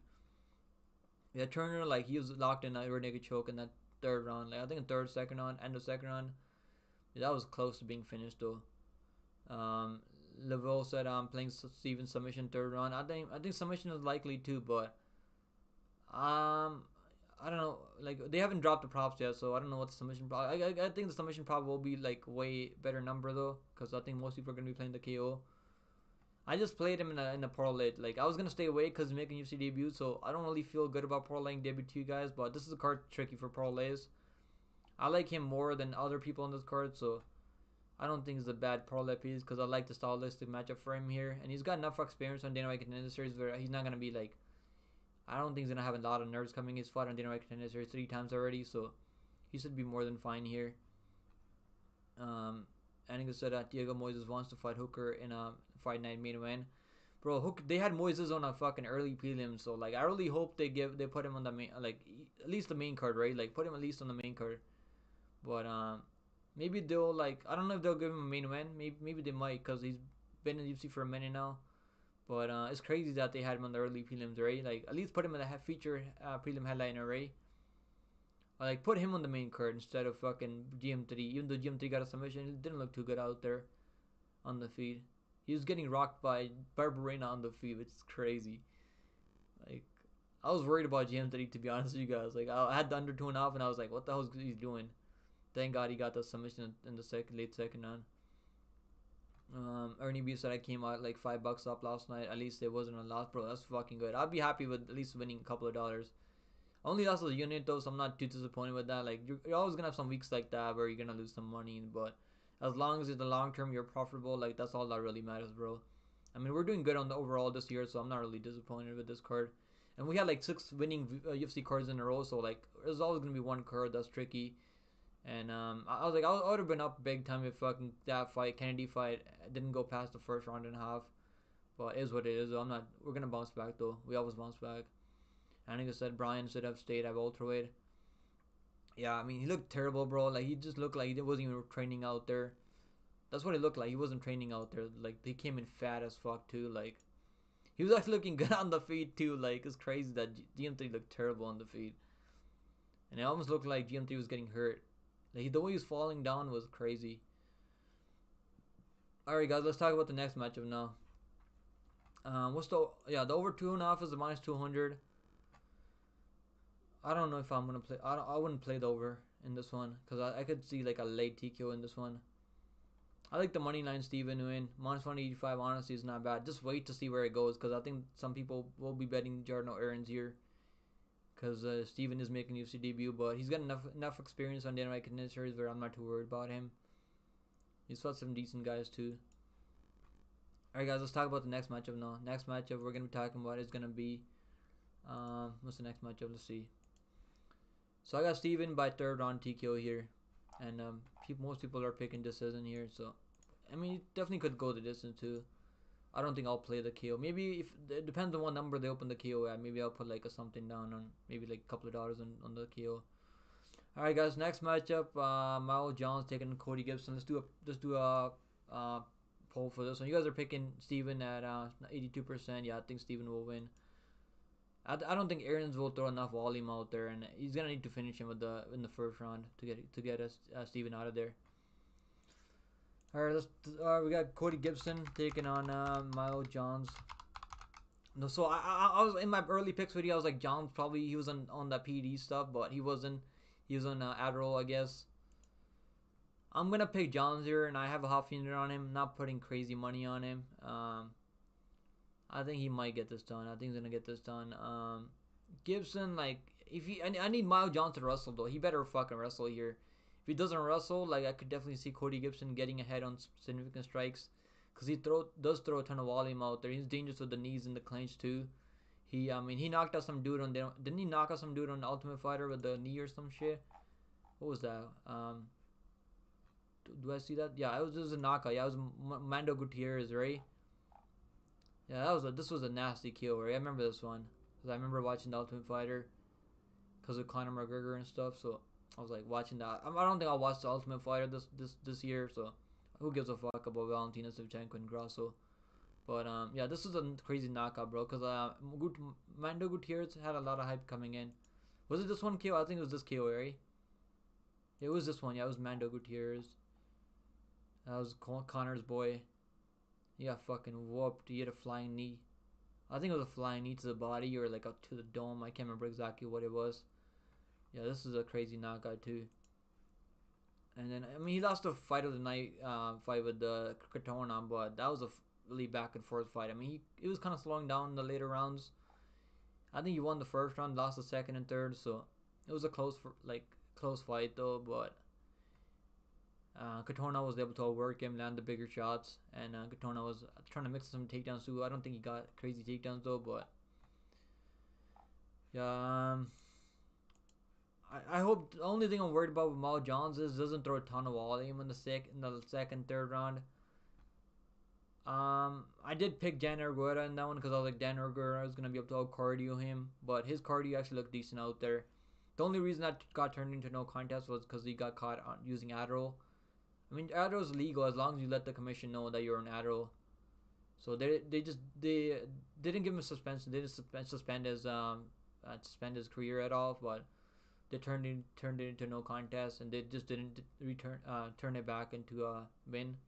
But I'm gonna pretend like that's a win for him because it is a win for him. Because I think he won all 3 rounds in that one. I mean, Argueta was walking into punches. It's like really weird from Argueta. Argueta like needed the takedowns to win that fight, and he just didn't get the takedowns. Mal Jones was actually taking him down, like, and he was landing the bigger, better shots on the feet. So I bet on Mal Jones. I think he's gonna win. I'm not that confident on it though, but I think he's gonna get this done. Cody Gibson can definitely win this fight if he just throws enough volume, defend takedowns. but he slows down too. He's gonna slow down too. Let's see what you guys think in the chat. You guys are picking Johns here, 75%. Yeah, I think John's gonna win, but I am iffy about it because I do respect Cody Gibson's skill set though, because he does have nasty clinch work.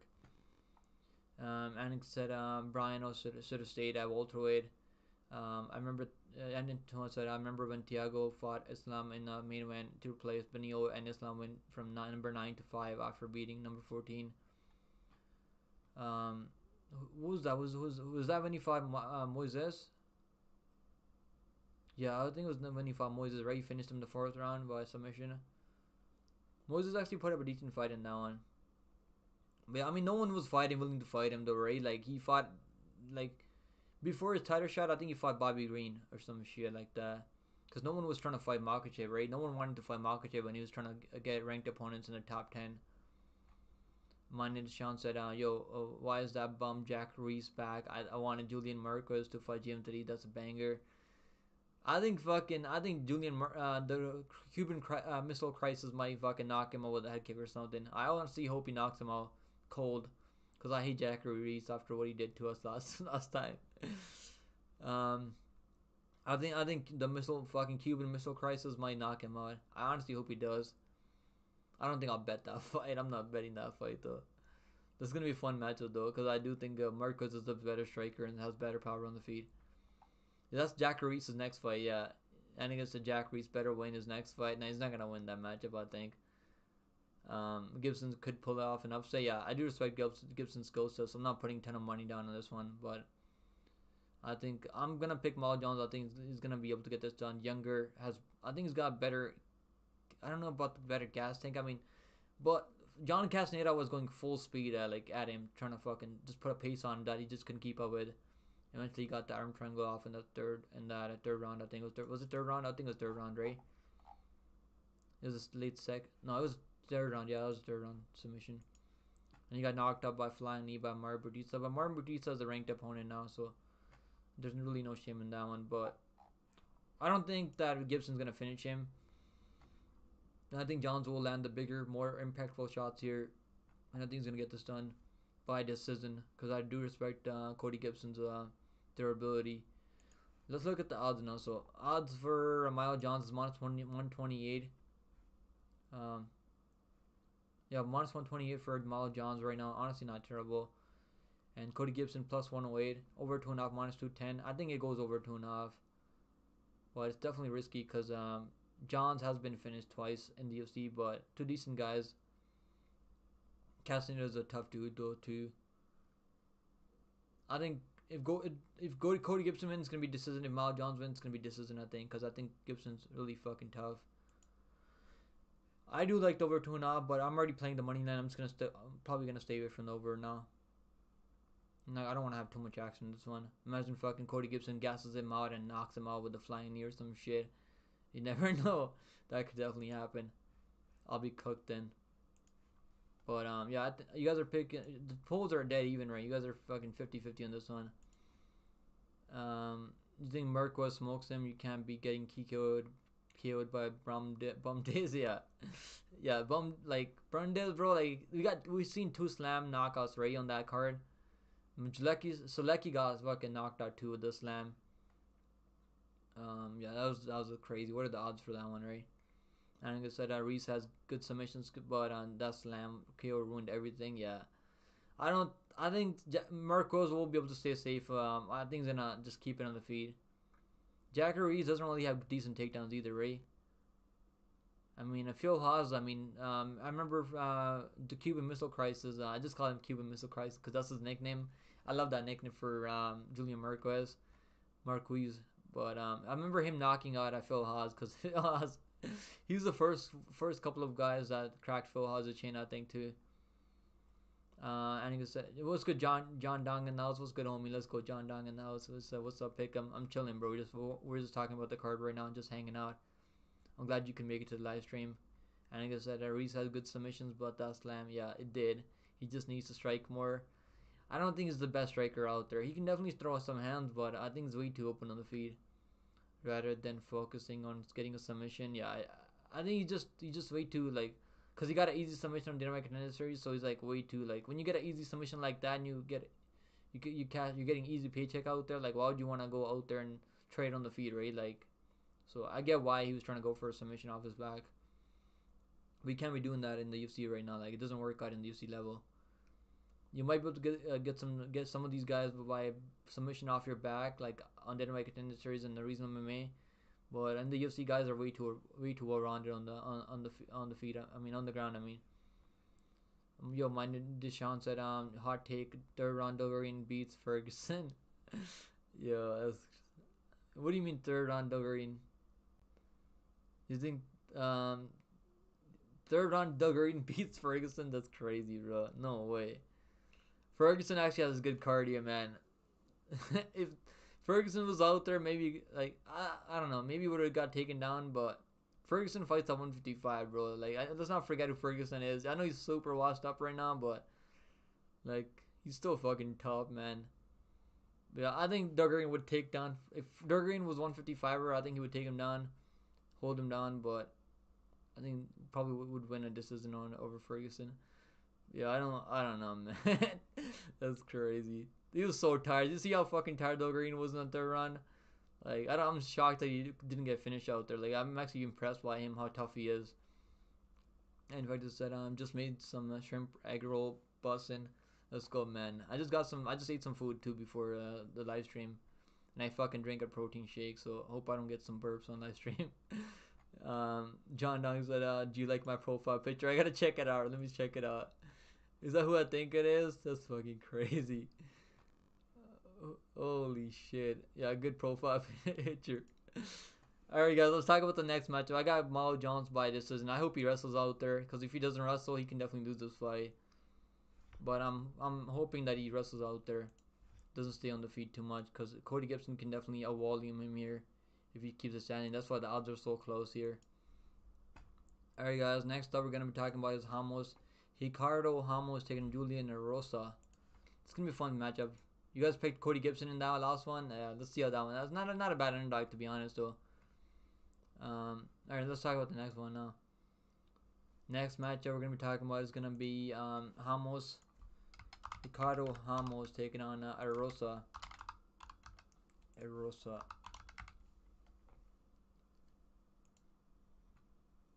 The only bet I like for this one is under 2.5 rounds. I mean, that's the only one that I like.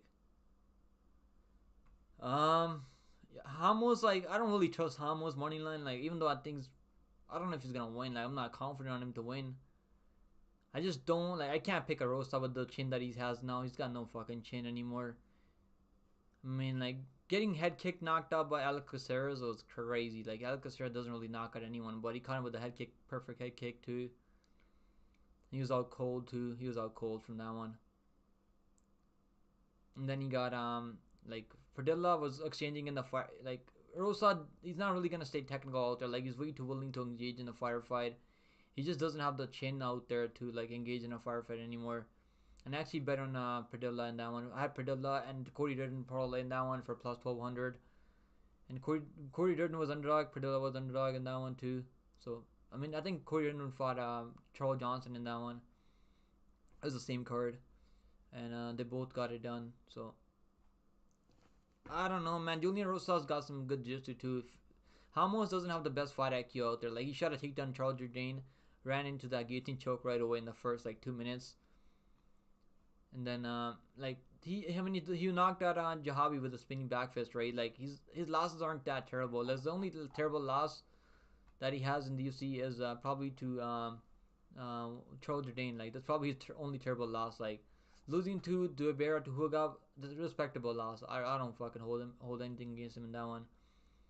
Win over Bill Algeo, that's a solid win. I mean, Bill Algeo's got some really well-rounded game. Well, Bill Algeo went out there, beat Jonderson Brito, remember? And he also beat Hernandez last time too. Cashed a ticket for us last time over Hernandez. I mean, getting knocked out by ground and pounded by Lauren Murphy, no shame in that one. I mean, getting knocked up by Saidar Magomed, who's an absolute fucking killer. Yeah, I'm gonna pick Ramos here, but I don't really trust either one of these guys. Arosa can definitely win if his chin holds up in this fight. I mean, you never know. Maybe chin somehow holds up in this one. He can definitely win this fight if he chin starts holding up somehow. I just can't pick him because that chin is so terrible. When you're getting knocked out back to back like that, like it's not a good look. I think he's been knocked out like 6 times in the UFC too. 6 times at the UFC level. Arce knocked him out. Devonta Smith knocked him out. He's been knocked out in the first round so many times too. How many first round knockouts has he been? Has he time? Paddy Pimblett beat him by decision in Cage Warriors. You see, Hara knocked him out and back in the day too. Like, bro, he's gonna need to survive that first round. And if he doesn't survive the first round, he's gonna be out cold. Padilla knocked him out in like under 2 minutes. Sungwoo Choi knocked him out too. Like, if you're getting knocked out by Sungwoo Choi, I just can't trust your chin anymore. Like, I mean, he's got some decent wins though. Nate Landwehr, like he's knocked out Nate Landwehr, which is a fucking respectable win. I mean, not many people out there knocking out. I mean, Dan Ige was knocking down Nate Landwehr, right? But he wasn't really finishing him out there. I mean, Julian Erosa is fucking dangerous though. So I just like the under 2.5 rounds. Under 2.5 rounds is honestly not terrible. They opened under 2.5 rounds at even money, -115. And now under 2.5 rounds, -155. So there's some money coming in on the under 2.5 rounds. Erosa +140. Ramos -160. Under 2.5 rounds is what I like here. I don't like either one of these guys. I don't trust them, either one of them. Manning said he just needs to strike more. Reese has good submissions. Yeah, that slam was crazy. We had 2 back-to-back slams. We'd never see that happen normally. Laveau said Fiola Gibson has better striking, but don't know he can put it on a shorter guy, just like what happened his last fight. Yeah, Katona, like he was actually in a good fight with Katona, but Katona was just walking forward, putting the pace on him, Katona had pretty cardio out there. I think Katona has better cardio than Mal Jones, but Mal Jones probably gonna be landing the bigger shots out there. So and Mal Jones has fought some decent guys out there too. So even outside the UFC. Shansi said, "Oh, I thought it was Ghazi with glasses." I thought it was that guy from that I thought it was that guy from that what's that? The guy that does MMA breakdowns. I can't remember his channel name right now, but I don't know if you guys. I can't put a picture on. I can't put a name on the picture that I'm thinking about right now. I can't remember his name. He does Wayne. I can't remember his name right now, but he's got a YouTube channel. And they do like a lot of live streams for NBA bets and stuff like that. So I thought it was him, but it's not him, I guess. Yeah, it was not him, but I guess when you click on the picture, you can tell it's not him, but kind of looks like him though. I can't remember what his name was though. Yo, what's good, Latrell Spencer in the house? Let's go, Latrell Spencer. He said thoughts on MMA Joey always defending Ian Gary. I mean, the guy likes Ian Gary. Like he's a fan of Ian Gary, so let him defend Ian Gary. I saw the response video from Ian Gary, bro. Like Ian Gary, like so fucking soy too. He said like I'll agree to the fight if we agree that whoever loses is gonna quit or some shit like that. Like I don't know. Like I wish he didn't really talk about the fact that he should just let fucking his girl do the promo video with the Kobe Covington, right? Like why not just do that? Who cares? But I don't know if that fight's gonna happen. I really hope it does happen, but that fight should have been the Ultimate Fighter. Like that should have been the like finale for Ultimate Fighter.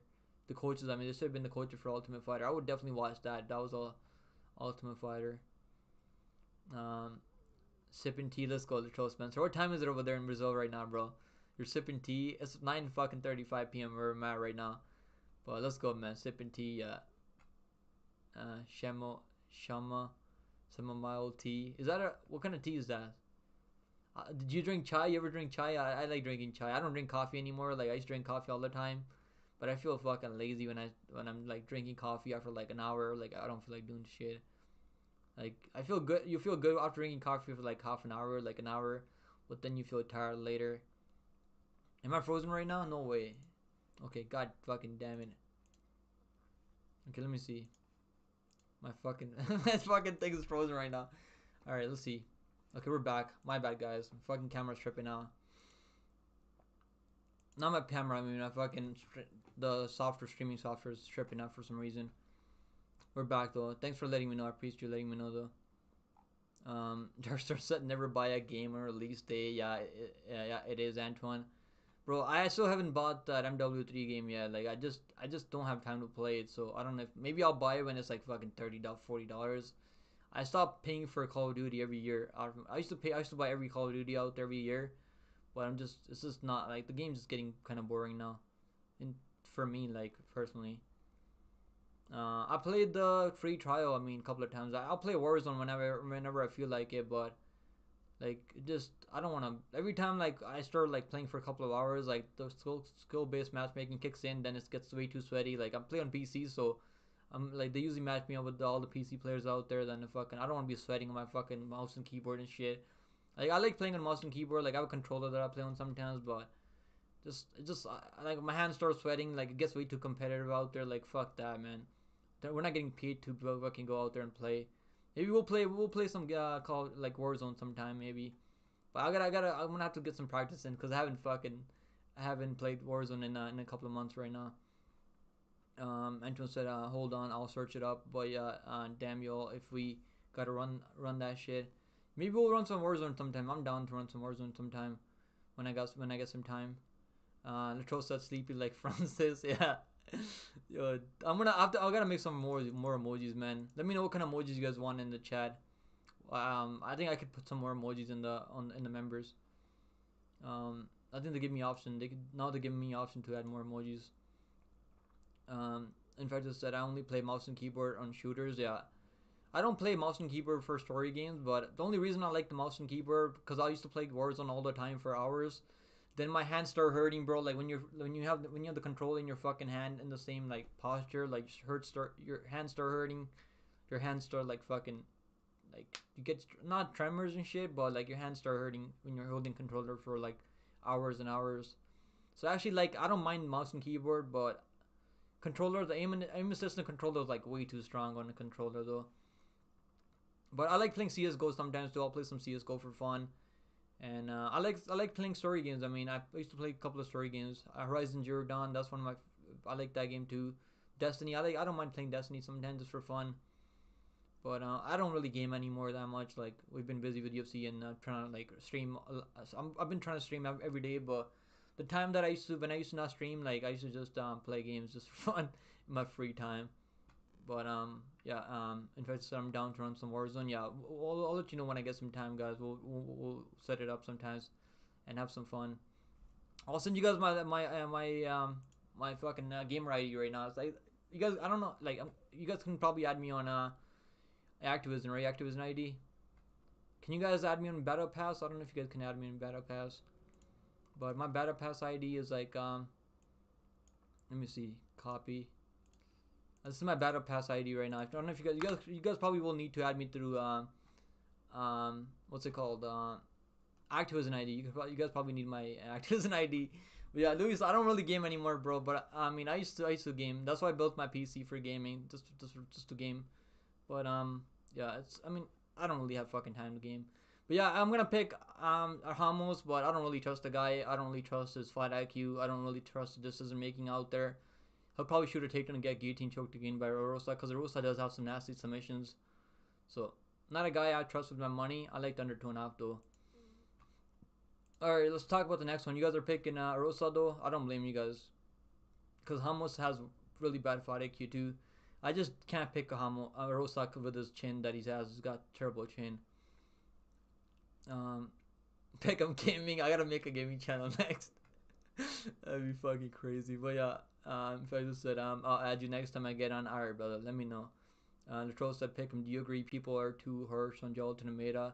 He has 20 pro wins, and the only decision win was Derek Lewis. I feel like he had only one bad fight, and people judge him for that. Yeah, that's the game, bro.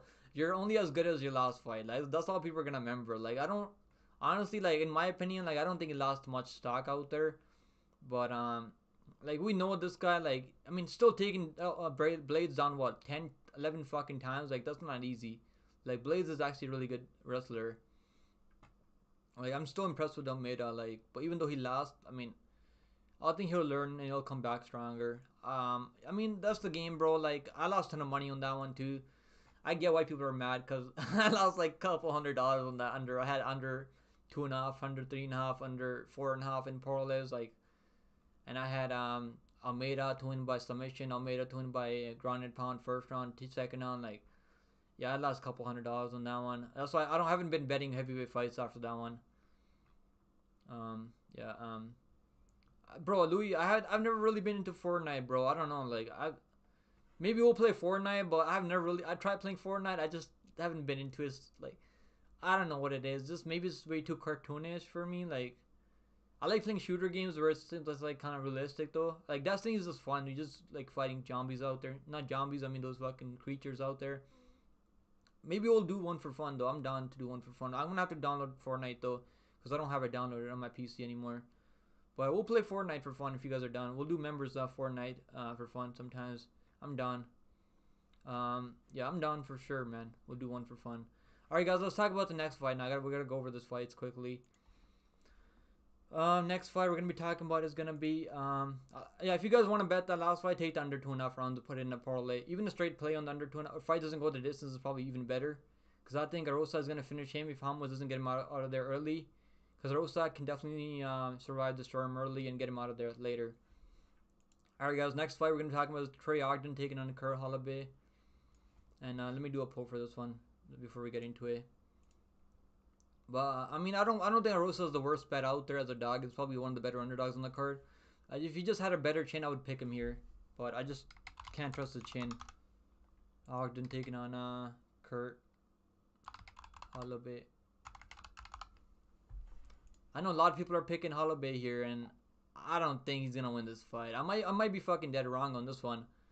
But yeah, I got Trey Ogden parlayed with Steven here. I think Ogden will win this fight.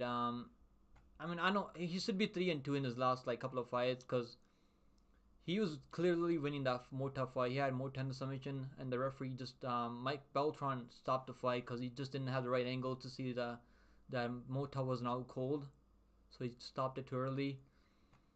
Holloway, like, I mean, he was losing that last fight to Austin Herbert too on the feed. Eventually, I mean, in the scramble, I mean, I think Austin Herbert shot a takedown on him. I think he went 0 and like he didn't really get a single takedown of his own, right? Let me see. Let me make sure that what happened in that one.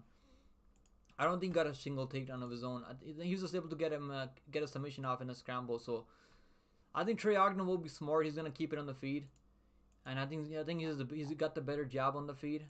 Did he get a takedown in that one? Nah, he got no takedowns. So Austin Herbert got 2 takedowns on Holloway. And he was able to get a reversal and get a submission attempt, I guess. Off his back, I think Holloway was able to get a submission attempt off his back. What kind of submission was it? Okay, what kind of submission was it? It was a triangle choke in the second round. And Ogden is known for his grappling, right? So I don't think Ogden is going to lose this fight as long as he doesn't go for takedowns and messes around on the ground because he has been submitted before. If he takes this fight to the ground, I mean Holloway is gonna be live for submission for sure. But I think that Trey Ogden, I think he's gonna win this fight by decision. I think it's gonna be a decision fight. Holloway is really tough and durable. Trey Ogden doesn't really have any knockouts in his career. 0 knockouts. Never been knocked out himself. He has been sub 3 times in the first round. So maybe look at the Holloway first round submission. Probably not bad.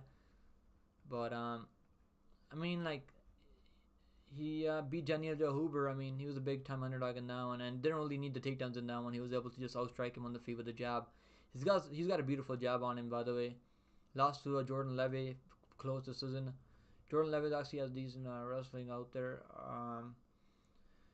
Holloway, like, he's gonna need to get this to the ground. If he doesn't get it to the ground, I don't think Trey Ogden's got decent takedown defense. I just don't think that Holloway is gonna get a takedown. If this fight hits the ground, I mean, he's definitely live for a submission though. So I'm not going crazy on Trey Ogden or anything like that. I think it's only like less than half a unit. So parlay.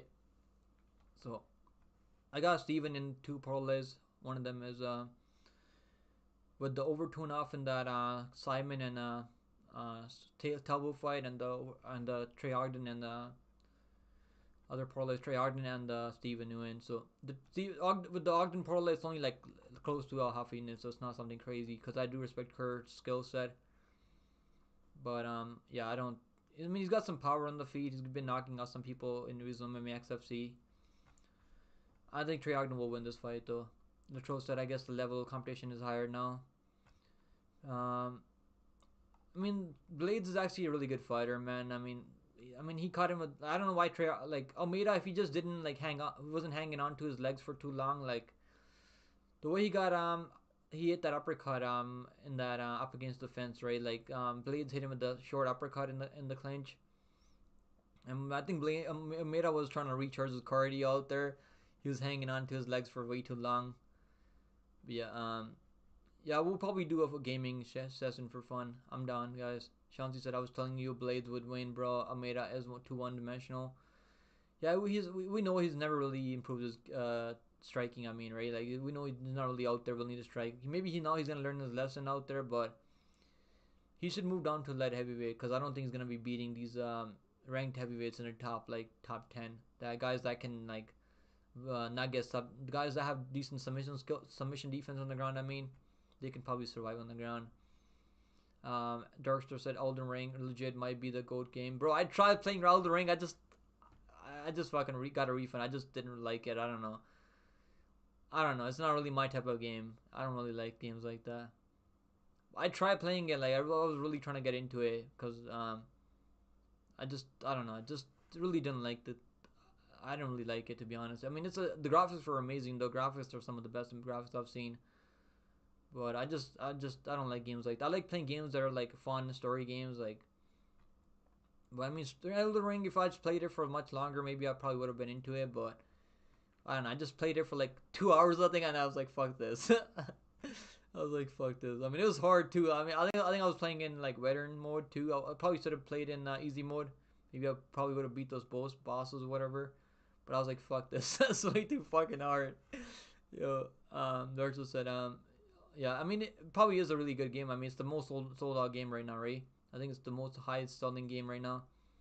Shanti said, I got Burns pick wrong though. Was so close to getting it right.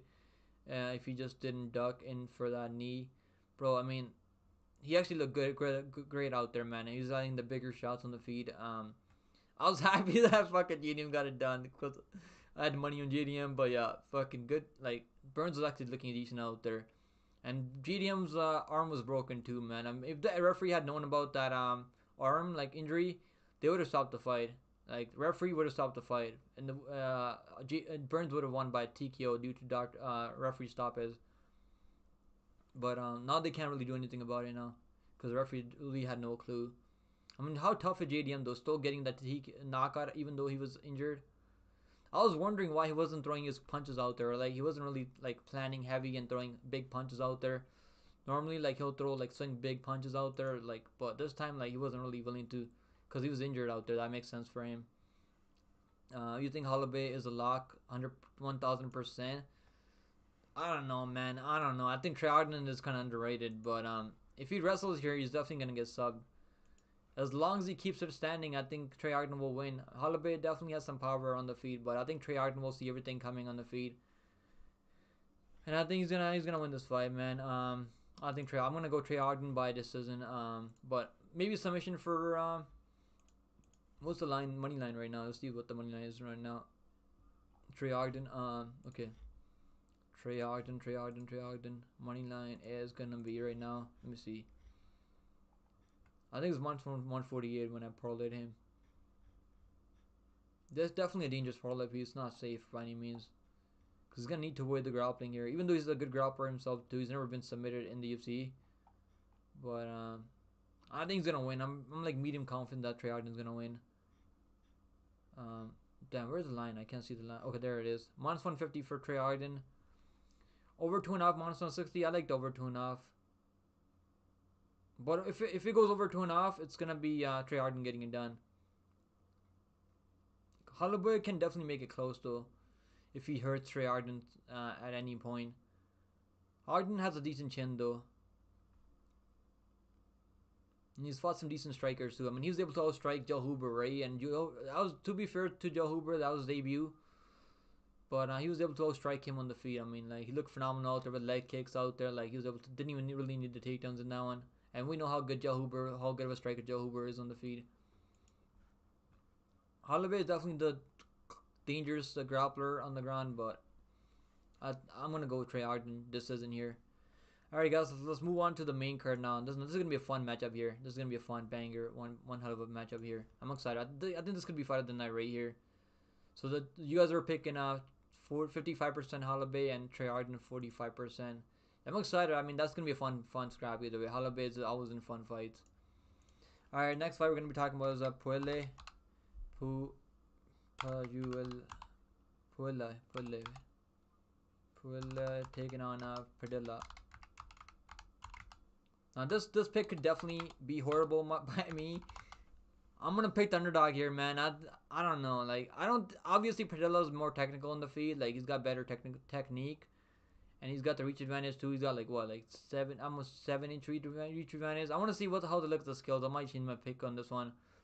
But Puelles is so aggressive out there, dude. Like he was kind of getting rocked. I mean, holy shit, he was kind of getting rocked by Robbie Ring on the feet early in the first like couple of striking changes. But I don't think Padilla's gonna knock him out. To be honest, I don't think Padilla's gonna knock him out. Puella has a decent chin on him, but I don't know, man. I think the line's way too wide. I mean, Padilla was getting outstruck by Kyle Nelson. I mean, Kyle Nelson was landing some looping punches from like a mile away. I saw that fight this morning again just to rewatch it, just to see like if I was missing something. And I mean, knocking out Julian Rosa, like who's got a horrible chin. Like I don't really hold too much stock on that one, but that was a fun fight, and that was impressive because that was his UFC debut in that one. I mean, getting a win over Nate Richardson. Nate Richardson's actually decent. Nate Richardson has a win over Diego Lopez. I remember, because I remember I was live during Nate Richardson's last fight. Richardson should be in this team. I know he doesn't have the best record out there, but we could definitely see this guy in the UFC. Like he's got a lot of split decision losses in his career. Like how many split decision losses does this guy have? Look, he's got so many split decision losses, but he's been fighting legit guys. He's also fighting Glory. I don't know why they didn't sign him. I mean, he fought on the same card last time with Rebellions of Spain. Even though he got a knockout over the last dude, young guy. I think he fought Young. Yeah, he fought Arian Young, and yeah, it was like an even money fight on that one. Yeah, Despain fought on this card too. Despain, he got a knockout in like 4 seconds. That's the fight that UFC signed him off to. This card right here. But I'm gonna go with underdog for now. I think Luis Pedro can get something done. He's very aggressive out there. I think he's gonna be walking forward, throwing big shots. I don't know if he's gonna land anything clean. Padilla has a decent chin on him, but I'm gonna go with underdog for now. I think the Lions are kind of disrespecting Puella. Padilla's obviously the better striker, technical striker, so he could definitely make this look easy if he just stays at range, land some body kicks. Now Puella is not really doesn't throw a lot of leg kick. Kyle Nelson was throwing a lot of leg kicks out there, so maybe he looks good here. He's not really gonna have to worry about leg kicks from Puella. Puella doesn't really throw a lot of leg kicks out there, so Kyle Nelson, like when you're losing to Kyle Nelson, I just can't. I don't know. Like we saw Builder lose to Kyle Nelson. Builder looked terrible his next fight too. Obviously, Padilla's way better than Builder. I'm gonna go with underdog here. I think underdog can get something done. I don't know if he's gonna win a decision. If it goes past the first 2 rounds, I mean, it's probably gonna be Padilla maybe edging it out. But I think the odds would be closer here in my opinion. Because Padilla is very aggressive, and he was underdog in that last fight too against Robbie Ring, who's super green though. Obviously, Padilla has fought the better competition, so I get why he's favored here. Lost to Spike Carley, who's a good wrestler, but Carl Nelson lost. I just can't get that out of my mind. Yeah, his legs were getting absolutely butchered by Carl Nelson in that one. I'm gonna go with the dog here, Puella. I don't know. Let's see how that ages for us. All right, guys. Let's talk about the next one now. You think? Yeah, Padilla did knock out Julian Rosa, and actually bet on him. I had him in a parlay with Cody Durden for plus 1200. That's probably one of the biggest two-leg parlays I've cast. Cody Durden to win by decision and Padilla to win by KO TKO. You think Halib is a lock, man? I don't know. 5 rounds I pick him. What did you think about Rose's last fight with Fierro? He actually looked decent out there. He didn't look terrible out there. I had a bet on Fierro, and I remember that fight. And it was 1-1 heading into the third round, and Fury just edged it out. Just really, it was really close though. And the Rhodes actually didn't look too terrible out there. Um, Darkstar said this will be a good fight. Yeah. All right, guys. Let's talk about the next one. You guys are picking Padilla at 75%. I don't blame you guys. You should be able to stay at range and throw some leg kicks, throw some body kicks. He does have some good T kicks too, up the middle. And Puella needs to close the distance. He's a boxer, so he needs to close the distance and get something done. He could definitely look silly out there. Puella can definitely make him look silly out there with the range control, distance management. All right, let's go talk about Quarantillo. Quarantillo taking on Jalal. Now Quarantillo opened up at minus 300. There's some massive money coming in on Yusuf Jalal, and I went back and watched some fight on Yusuf Jalal. I watched this last UFC fight with the Blackshear. I think he should have won the fight with Blackshear though. I think he did more work. He was getting some better control, getting better with the grappling against Blackshear. And I think he should have won the fight, but they ended up being a draw. Um, is what it is. The two judges had it 28-28, I think, and the first judge had it for Jalal, I think. Um, but yeah, he's well rounded though. Like he can definitely grapple if he needs to. He can definitely strike. The only thing I don't like about Jalal is so low volume. Like he doesn't throw a ton of output out there. If he just threw more output out there, he definitely would have won the fight against Blackshear. Even though I think he should have got the decision, maybe like a split decision or something. Because I don't think Blackshear did enough out there. Blackshear was going for submissions out there though, so. But like losing to Sungho Choi, I'm not even gonna think about this. Losing to Faria, no shame in that one. Losing to Woodson's a fucking long, rangy striker, is what it is. Close fight with Woodson. But he's been fighting in kickboxing and like these guys that he's been fighting absolute fucking bottom of the barrel though. Like absolute bottom of the barrel guys that he's been fighting. Like 0-0, like never fucking like these guys haven't been fucking. I don't really hold any stock on winning over these guys. Edwin Savage. This guy is honestly not that terrible, but at least he's going out there finishing these guys, right? So if you throw more volume out there, like I could definitely see him winning this one. But I think Quarantillo just will throw way more volume than Jalal. And I put a bet on Quarantillo at minus 148. I don't think he's the worst play on the card. Quarantillo did get knocked up by Barboza. He walked into that knee. Barboza was like on the back foot. Quarantillo was putting pressure on him, dipping his head side to side like this. Like ran into that knee. He was trying to shoot a takedown, I think. Barboza's an absolute fucking monster though. Like really no shame losing to getting knocked out by Barboza. That's the only time that he's been knocked out in the UFC 2, I think. And yeah, that was his only first loss in the UFC by knockout. He's been knocked out one time in the past too, like. But that was by Quinones, I guess, back in the day. Back in 2016. So normally he's pretty durable. He's got some decent wins. Knocked out Carl Nelson. Win over Spike Carley. So Kemel Kirk knocked out Kemel Kirk, who's fucking tough. Like Shane Burgos fight. Gavin Tucker, like that's a terrible loss. Gavin Tucker, you shouldn't be losing to Gavin Tucker, but Gavin Tucker has decent grappling. I'm gonna go Billy Quarantillo here. I think I'm medium confident that Billy Quarantillo is gonna win. Jalal, if he mixes in the grappling, like Quarantillo only has like 66% takedown defense, so he has been taken down before, but he usually works his way back up. Like I think Damon Jackson was trying to take him down, got him down a couple of times. I think how many times did he get him down? Let me see. I think he got him down a couple of times, but he just kind of gassed out later. And Quarantillo put that volume on top of him later. But let's see, how many times did he take him down? I think he got him down like at least a couple of times. That Jackson. He should have knocked out Jackson, but Jackson was just staying. He was staying moving the whole time in that one. My fucking internet is not working properly right now, so I can't see it. I can't see the stats for some reason, but I think his takedown defense is like 66%. And at least he's been fighting in the UFC, right? I like taking guys that have been fighting in the UFC at least. You going Billy Quarantillo? Yeah, me too. Firearms said, dude, supposedly he had some really good fights recently, and the reason I'm seeing, bro, I don't, the guys that has been fighting are not really that all that impressive, bro. But I mean, his fight with Blackspear was he should have won the fight against Blackspear in my opinion. I thought he did enough in that fight. I went back and rewatched the fight earlier today, and I thought he did enough. I mean, he even though Blackspear was trying to take him down, and he was able to get the better of the grappling exchanges. And on the feet, I mean, he was outstriking Blackshear in the third round. Blackshear doesn't really throw a ton of volume, though, to be fair. I mean, Blackshear was, I mean, he took that fight on, with, who did he fight last time? Didn't he fight, that guy that's ranked now?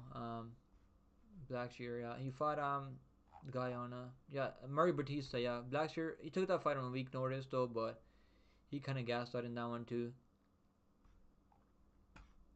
Yeah, I mean, he should have won. I think Jalal won the fight against Blackshear, though. I think he should have won that one. They gave it a draw, though. He's so low volume, though. I just wish he'd throw more volume, bro. Billy Corntillo throws almost 7.71 significant strikes per minute.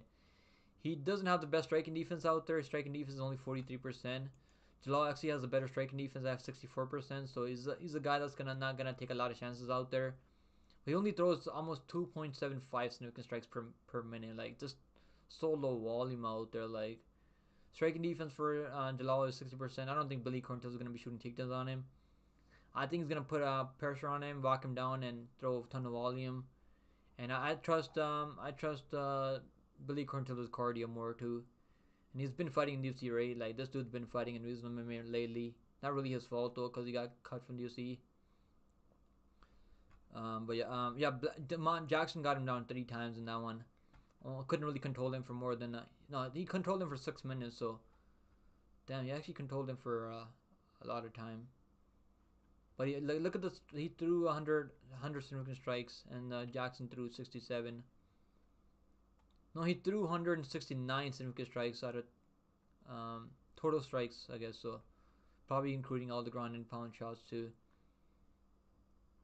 And according to had the submission attempt in that one. That was a close fight though. It was a close fight. I remember I had a bet on that one, and I was kind of like worried that Jackson might fucking win that one. Because he was looking good out there in the first round. Jackson was actually looking good out there. Jackson is a decent grappler though. I think Corntillo is gonna win by decision though. I think Jalal's really tough and doesn't really take a lot of chances out there. Um, Antoine said, seeing all these unranked fighters who are 33 plus lets you know how hard it is to climb the rankings. Jim Miller has never fought for a title, and has the most wins in UFC history. Jim Miller, every time like he was getting close to the title, getting close to the rank. I think Jim Miller was ranked at one point, and he fought like guys like Oliveira and those killers out there. So Jim Miller hasn't had easy matchups in the rankings. Yeah, Anto said, and how do you all feel about Cage Warriors prospect Luke Riley? Do you all think he has real potential, or is it just Cage Warriors? I think he's got real potential. I know who you're talking about. I've seen his last couple of fights. I don't know. Did he fight last week? I can't remember if he fought on Saturday. Cause I think I seen the card on Friday. I didn't watch the one on Saturday. I know there's 2 cards on Cage Warriors, but I think I've seen Luke Riley's fight before that, and he's actually good. Good skill set on him. You still have tape to watch? Yeah, you should watch tape before you put bets on. I watched some tape on Corntillo, and I think I watched some tape on Jalal, and I like Corntillo. I put a bet on him, minus 145. Honestly, not terrible. Let's look at the odds right now. What the odds are right now? Corntillo is coming in at minus 160 now, so the line has been moving a bit, not crazy. He actually opened up at minus 300, so I think the minus 300 line was way too fucking wide. Like, I would not touch him at minus 300, even a minus 200. I wouldn't touch him at minus 200 even, but minus one, anything under minus 150, you can probably find at minus 150 on some books right now. Corntillo. Yeah, I think there's like probably minus one. Yeah, there's minus 162 on DraftKings right now. I got him at minus 148, which isn't terrible. I could have got him at minus 142 even. On BetOnline, I think he opened up at minus 300. Some books, like on DraftKings, he opened up at like minus 142, I guess. So I don't mind the minus 148 money line on Corntillo. And I think it goes over. I don't think they're finishing each other.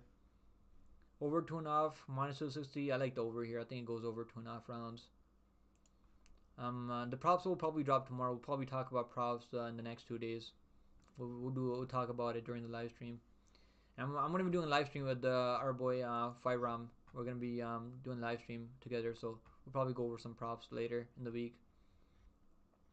Jalal bragging, Macy Barber, banging Macy Barber. He's winning this fight. Is he really? He's dating Macy Barber. Fucking good for him, dude.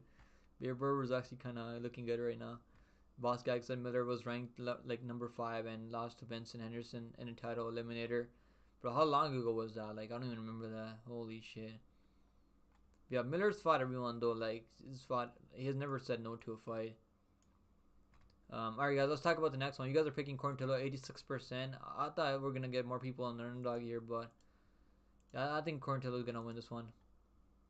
Alright, so let's talk about the next one, guys. I'm gonna pick Quarantillo by decision. I think the over 2.5 rounds is not bad. Alright, guys, so Peyton Talbot. I thought this was the co-main event. I guess it's not the co-main event. How the hell is Carl Williams a co-main event over over these other guys? This should have been the co-main event. I think this would have been a fun co-main event. Peyton Talbot versus Cameron Simon. Talbot kind of reminds me of Sean O'Malley in his younger days. Simon. Yo, what's good, Didi in the house? What's good, homie? Let's go. Didi in the house. Let's go, Didi. Let's go. I'm glad you got off work. Let's go. Hey, ho, hey. It's off to work. Here we go. You're going off to work right now, Didi? Damn, that sucks, man. I'm glad you made it to live stream though. What's good, Flacco? Let's go, Flacco in the house. Let's go, Flacco. Alright, guys, so we're gonna be talking about Peyton Talbot taking on Cameron Simon here. I'm leaning toward Talbot here. I don't know if I'll bet either one of these guys. I put the over 2.5 rounds in a parlay with Steven Nguyen. I think that's solid. You can parlay the over 2.5. Both these guys are still kind of green. I know Talbot got a finish in that third round over Nick Aguirre. Was that over 2.5 rounds? I think it was close to over 2.5 rounds, right?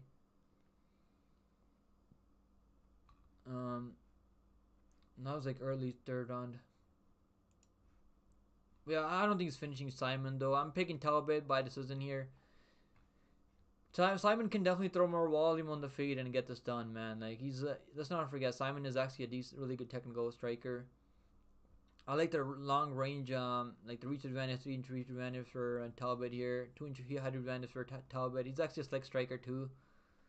But Simon has been fighting in the UFC, so he's got more experience than Talbot here. But it's gonna be a good fight, though. I mean, this is gonna be his toughest test. I mean, Nick Aguirre is not really that good of a fighter. He took that fight on short notice too. I think Nick Aguirre took that on short notice. And Reyes Cortez, that's Tracy Cortez's brother. They keep bringing him back on Dana White Contender Series. I don't know why, but they haven't done Reyes Cortez any favors either. Like, this dude's at 2 Dana White Contender Series fights, and he's like, they gave him Christian Rodriguez in that first Contender Series fight. Then they gave him Peyton Talbot. They're not fucking doing this dude any favors either. He's actually got a win over Clayton Carpenter back in the day, so yeah. Alright, I almost forgot to move this one. Damn, I haven't been fucking moving I almost forgot to move the the fights. I mean, on this browser. Yeah, I think Peyton's gonna win by decision, and I think it goes over. I like the over more than I like either one of these guys by money line. Yeah, I like the over here, over 2.5. I don't know if I'll bet either one of these guys. Yeah, I think fight goes the distance is safe too. Let's look at the lines right now. I think Peyton, it was even money early in the week. So Simon is actually plus 115 underdog. I don't think anyone should be underdog in this one. This should be even money fight. I just like the over 2.5. I don't think they're finishing each other.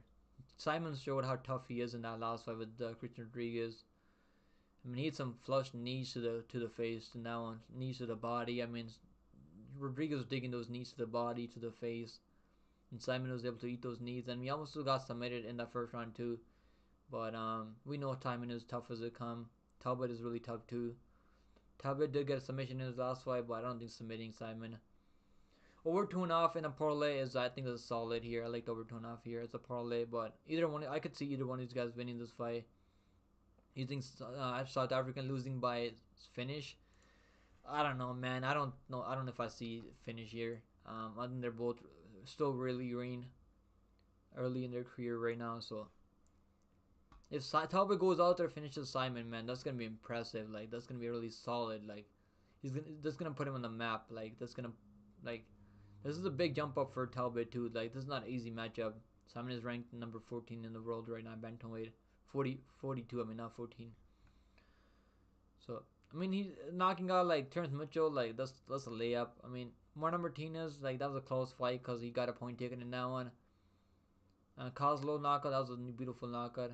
And then he knocked out the guy in the right contender series. Not really that good. But he put up a decent fight in Christian Rodriguez fight. I mean, Christian Rodriguez missed weight in that one too. Honestly, not a terrible loss. I like the slick striking from Talbot though more, but he's gonna have to throw enough volume out there. Maybe he takes his back and submits him. You never know. It could definitely happen. Boss Gag said this is a hard fight to pick for me. Yeah, me too, man. This is a hard one to pick. Talbot just kind of reminds me of Sean O'Malley out there. Didi said you won't ever see Talbot under minus 200 ever again after this. Yeah, I mean you might be onto something there. I mean I should have bet him even money. I think I was thinking about it, but I don't know. We're gonna see how good he is here. We're gonna find out, I guess. I think it goes. I think it goes a distance either way. Antoine said shout out to the Carl Williams. He's from Atlanta. Bro, good for Carl Williams, man. I think we're gonna talk about the Carl Williams fight in a bit. You can see Talbot by body shot. Maybe he lands a body shot, but Simon is tough, man. He took some clean knees to the fucking body from Christian Rodriguez. If those knees to the body from Christian Rodriguez are not finishing him, I don't think Talbot's body shots are gonna finish him. But you never know. I mean, both these guys are really young. Simon is only 23 years old, and Talbot is 25 years old. So this is we're gonna find out who the real prospect is in this one. You guys are picking Talbot 100%. Damn, no respect for Simon. Eh? No respect for Simon in the pose. All right, guys, let's talk about the next one now. Over 2.5 minus 210. Honestly, not a bad parlay piece in my opinion. Hedman Sabajian taking an AJ Dobson. Let's do a poll for this one. All right, let's talk about this one. I mean, Edmund. This is a fight that I might pick flip on because I don't trust Sabajian at all. I wouldn't trust this dude with a single dollar. Now, what I will say, he was actually looking decent out there against Anthony Hernandez. I mean, he was winning the first round, second round almost until he gassed out later. We know how good Anthony Hernandez is, though. Anthony Hernandez is a fucking... It's like a Marab 2.0 at middleweight. I mean, he's whooping Hernandez in that first round, though. Like, he was throwing whatever... He was landing everything that he was throwing out there. Sabajian will be the better striker here, I think. Like, he's going to have the speed advantage, which is why I'm leaning towards him here. But what I don't like about Sabajian is the gas tank management. Like, he's got some of the worst cardio management I've seen in the UFC. Now, he's been fighting in the UFC for most of his career. Like, he came into UFC really young. Like, he's got 9 fights in the UFC too. 3 wins by KO, TKO. Like, Derek Brunson took him down with the wrestling. Got a grounded pound off in the 3rd round.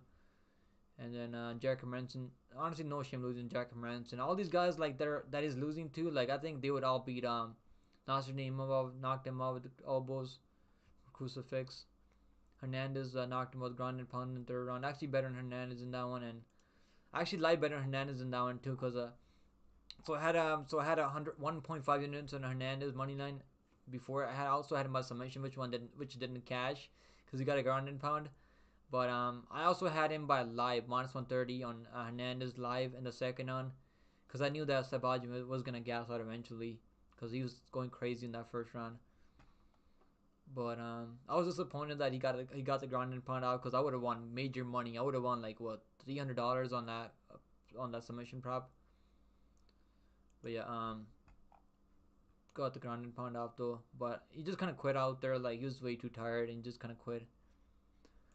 Dobson, I don't really think Dobson's all that good. I mean, like, he's just tough. He's got a solid chin on him. He's not the best. Doesn't throw a ton of volume out there. Like the way he beat Chukwi was he's taking him down, holding him down with some control on the ground. He's just a lay and pray guy. Like he can maybe lay and pray on Sabajin. I could definitely see that happening, but I hope Sabajin just fucking works him for 3 rounds. I think this line is way too wide. I would not put anything on Sabajin. I don't trust the guy. But I think he's likely gonna get this done by decision. I don't think he's finishing Dobson.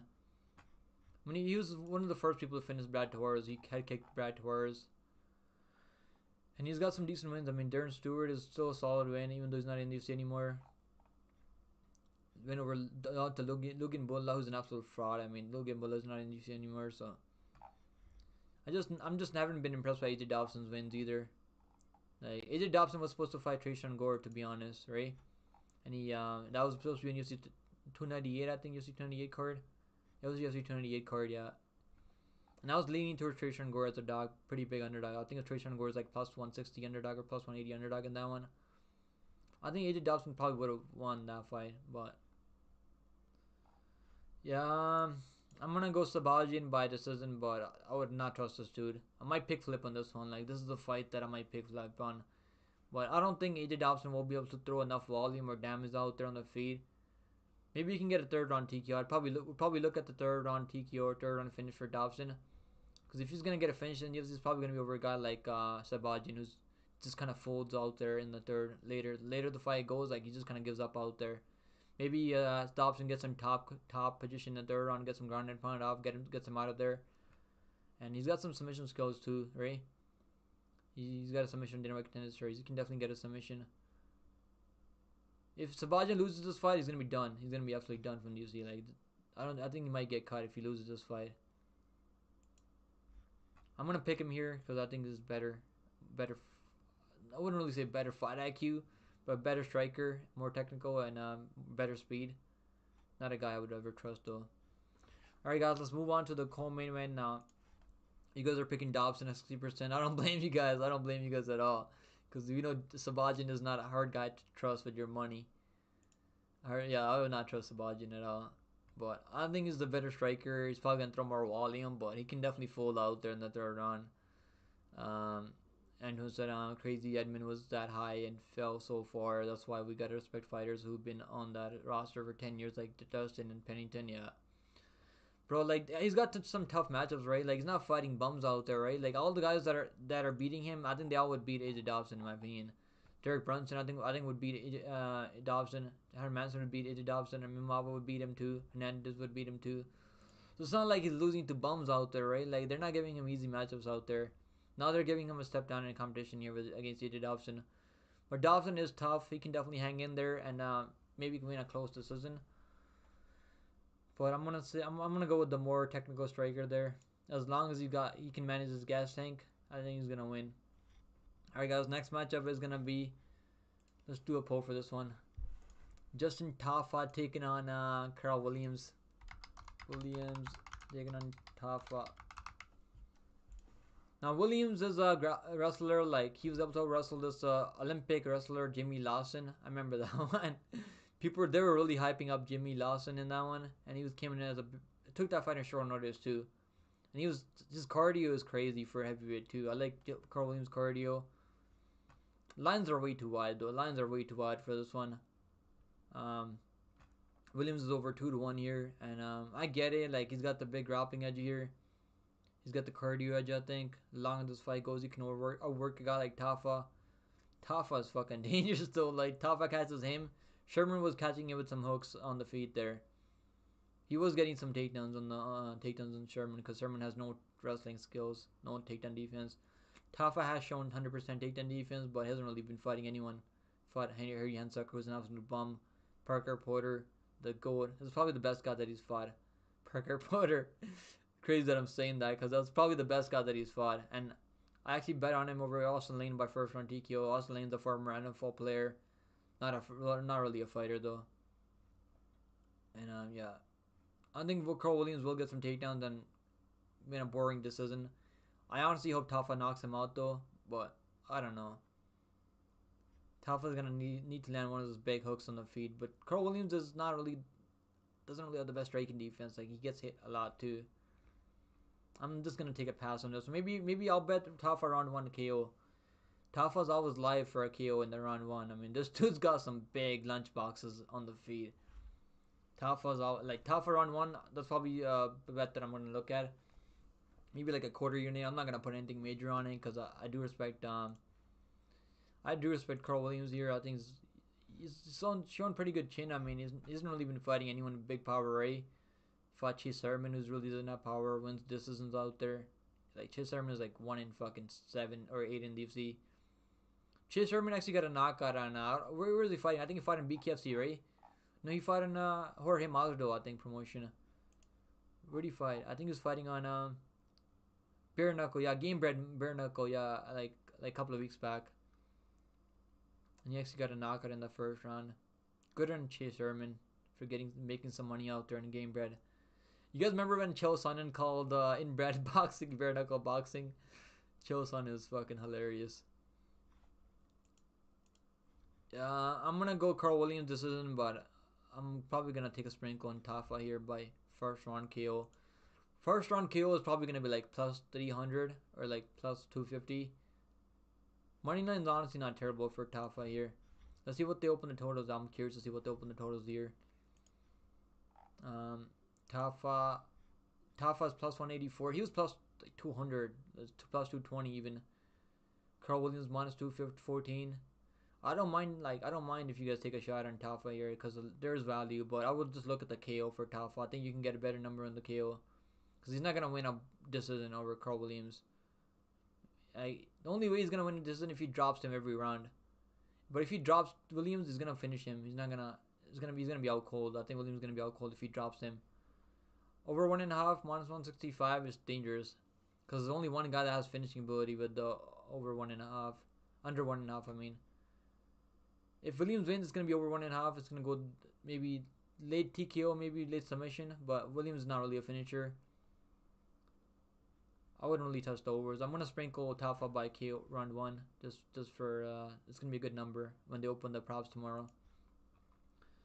I'm gonna take a pass on Williams though. Maybe Williams decision if we're getting plus money on it, and Tafa by KO. Maybe those two props probably not bad. I'm gonna take a pass for right now. I don't have the best feeling on that fight. I was thinking about picking Tafa before I was watching tape on it. Like I was like, Tafa probably knocks him out. But then I watched some tape on it. I was like, we haven't really seen Tafa fight anyone with some good grappling, right? Guys that are gonna constantly shoot takedowns on him. He got outworked by Jared fucking Vanderaa, right? Like Vanderaa, if you're getting worked by Jared Vanderaa, I can't really fucking trust you to win a decision out there. Anton said, do you think Tafa will break into the rankings eventually? Nah. I don't think he's gonna break into the ranking. I think guys like Lima and those guys will fucking are way too well rounded for him. Even I think Rosenstrike would fucking knock him out on the.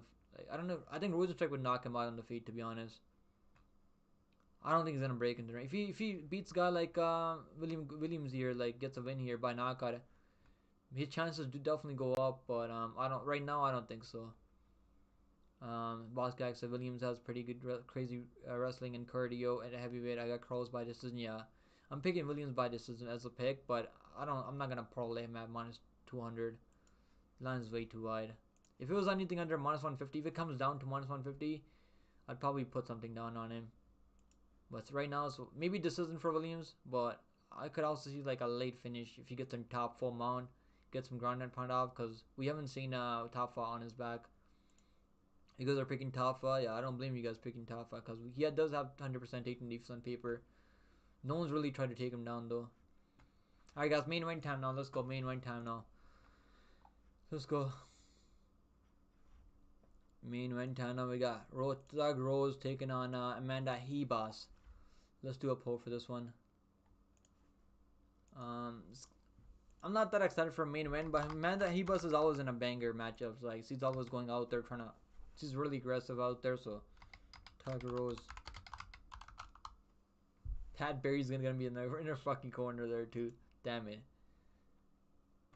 I mean, Thug Rose, like, the only question I have with Thug Rose is, like, what's her motivation right now? Is he really training? Does he want to get back to the title picture? Like, she's done it all, right? She's a two-time champion in the UFC. Like, I mean, that head kick, the head kick that she had in Zhang Wei Li was nasty. That's one of the cleanest head kicks I've seen. I never thought in my life that I would see Zhang Wei Li out fucking cold like that. Like, that was crazy. I mean, that was one of the best head kicks I've seen in women's MMA. And that was in the first round too. Like, that was as clean of a head kick I've seen from WMMA. Then she was able to out wrestle. Like, let's not forget, Dark Rose has good wrestling too. Like, she can definitely go for her own wrestling here. And then she had a grappling matchup with Robertson. I remember watching that. I went back to watch that grappling matchup because when I was doing tape study for Renan Fear, I was like, let me watch that grappling matchup. She just kind of looked like she wasn't really interested in that grappling matchup. I don't know why she even did it. Like, she got subbed in like under a minute. Like, it was very weird. Robertson is a good grappler, to be honest though, but I think she would beat up St. Jillian Robertson in a strike, like in an MMA fight, obviously. But that was really weird. And she wasn't really too bothered by it. The fact that she got some subbed in under a minute, she just didn't care, I guess. Um, that was really weird though. Yeah. I mean, that's one of the worst fights we've seen. Carla Esparza, I mean, holy shit. I wish I could get those 25 minutes of that fucking life back from that one. Holy shit. Is this the worst fight we've seen in the UFC? One of the worst, I think. I think one of the worst fights we've seen in the UFC. Holy shit. What the fuck is Doug Rose doing out there? Holy shit. I was so pissed off on that one. That's one of the worst fights we've seen too. And that obviously after that, Oliveira Gaethje wasn't on that card. That would have been the worst pay per view of the century. Yeah, Oliveira and Gaethje went to fucking they had a like crazy fucking first round, so that kind of made up for it. But those 25 minutes we'll never get back of our life. Crazy. Um, yo, let's go. Issa in the house. He said I will never respect her ever dead to me. I cannot stand Doug Rose. Yeah, I don't blame you. I don't blame you. He said Rose is a disgrace to MMA after that Carla performance. Yeah. But those 25 minutes are like, we're never going to get those 25 minutes of our life back. Yo, what's good? Andrew Bashane in the house. What's good, homie? Hope you're having a good day today, Andrew. Ice Viking said she got Joanna with that head kick too. I don't know. I think she hit him with the left hook. I don't think she head kicked Joanna, right? No, I think she knocked out Joanna with the like. Was it Joanna? Yeah, it was Joanna. Yeah, Joanna Jędrzejczyk. It was a punch. Yeah, it was like a left hook that she hit her with. It wasn't really a kick, I think. I remember that one. I mean, Joanna was fucking tapping. Like, she was tapping. She made her tap out there. So, the only question I have with Doug Rose is the only reason I'm not betting this fight. I don't know if I want to bet this fight. I probably won't bet this fight. And, only question is, like, what's her motivation out there? Like, why is he still continuing to fight right now? Because he's done it all. He's made a ton of money in the UFC. Is Pat Barry making her fight? Is he making her fucking go out there and fight right now? He's like, you better fight, bitch. Go fight for money. I need that money. Alright. Amanda Hebus is fucking tough, though. Like, Amanda Hebus is a fucking junkyard, dog. Like, I do like Amanda Hebus. I actually had a point spread bet on Pinheiro, and that, like, plus 3.5 was like plus, I think it was plus 145 per point spread on Pinheiro. She won the first round. I mean, she was looking great out there in that first round against Amanda Hebus. She just has no fucking cardio though. Pinheiro has no gas tank. I mean, one of the worst gas tanks I've seen in Pinheiro. And she was winning that second round up until like a late second round. And Hebus got that real kick knockout in the third round. That was a nasty knockout too. I would have cast that point spread better on Pinheiro if she just didn't get knocked out in the third round. And I mean, getting knocked out by Maycee Barber like is what it is though. That's not is what it is. Maycee Barber, like, she was actually looking decent out there against Maycee Barber, but Maycee Barber caught her with the left hook and put her down and got the ground and pound off. She was trying to recover though, like Amanda Hebus was trying to recover. I actually had money on Amanda Hebus in that one. I had a parlay with Amanda Hebus. And yeah, it is what it is in that one. I also had the over 2.5 rounds, I think, too. I got cooked on both of those plays. So I don't bet women's MMA all that much. I didn't bet a single fight in women's MMA last week either. Yeah, I'm gonna take a pass on betting on this one. Let's see how it goes. I hope I hope that Amanda Hebus gets it done. I mean, if Doug Rose goes out there and wins, what's gonna be next for her? Like, is he gonna get back to the title? Like, actually, yeah, I did bet on Manon Fear in that one by decision and over 2.5. And Manon Fear, like, she actually looked decent out there against Manon Fear. I think she won one of the in the second. I think she won the second round against Manon Fear, and she's looking decent out there in the third round too. Doug Rose is better striker, more technical, but Amanda Hebus is tough though. I don't know. I don't know what's gonna happen in this one. I'm not fucking confident at all. I would tell you guys not to throw your money down in this fight. I think it goes a distance either way though. I know some people are picking knockout, but we have seen Amanda Hebus get knocked out before, so I don't know. I think it's gonna be decision. Doug Rose decision, but it's a 5 round fight. You never know. A lot can happen in a 5 round fight. Issa said Rose triggers me. Sorry, it's not good. Issa, I don't blame you, bro. I mean, she didn't do fuck all in that fight with the what's the fucking girl, Carla Esparza, yeah. But thank God Bailey cast that submission prop for me, plus 800 on Bailey by submission against Carla Esparza. I can't believe they gave us plus 800 on that submission prop. That's probably one of the biggest prop I've cast on Bailey. I'm probably gonna bet on Bailey by submission again on UFC 300. I know people are out there parlaying Bailey at minus 360. Like, good luck if you're parlaying Bailey at minus 360. She should win. I'm gonna look at the props on this one. But yeah, I'm just gonna take a pass. There's really no need to bet this fight. I'm gonna take a pass. Anton said we can't forget Rose broke her finger that Manon Fear fight. Yeah, she did break her finger. Yeah.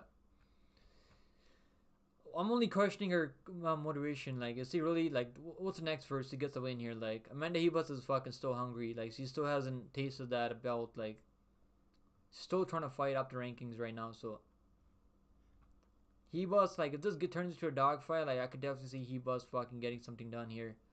And Hebus is actually a good grappler too. Like, let's not forget that she's known for grappling too. Doug Rose has better wrestling. I think jiu-jitsu. I think Hebus has a better jiu-jitsu overall.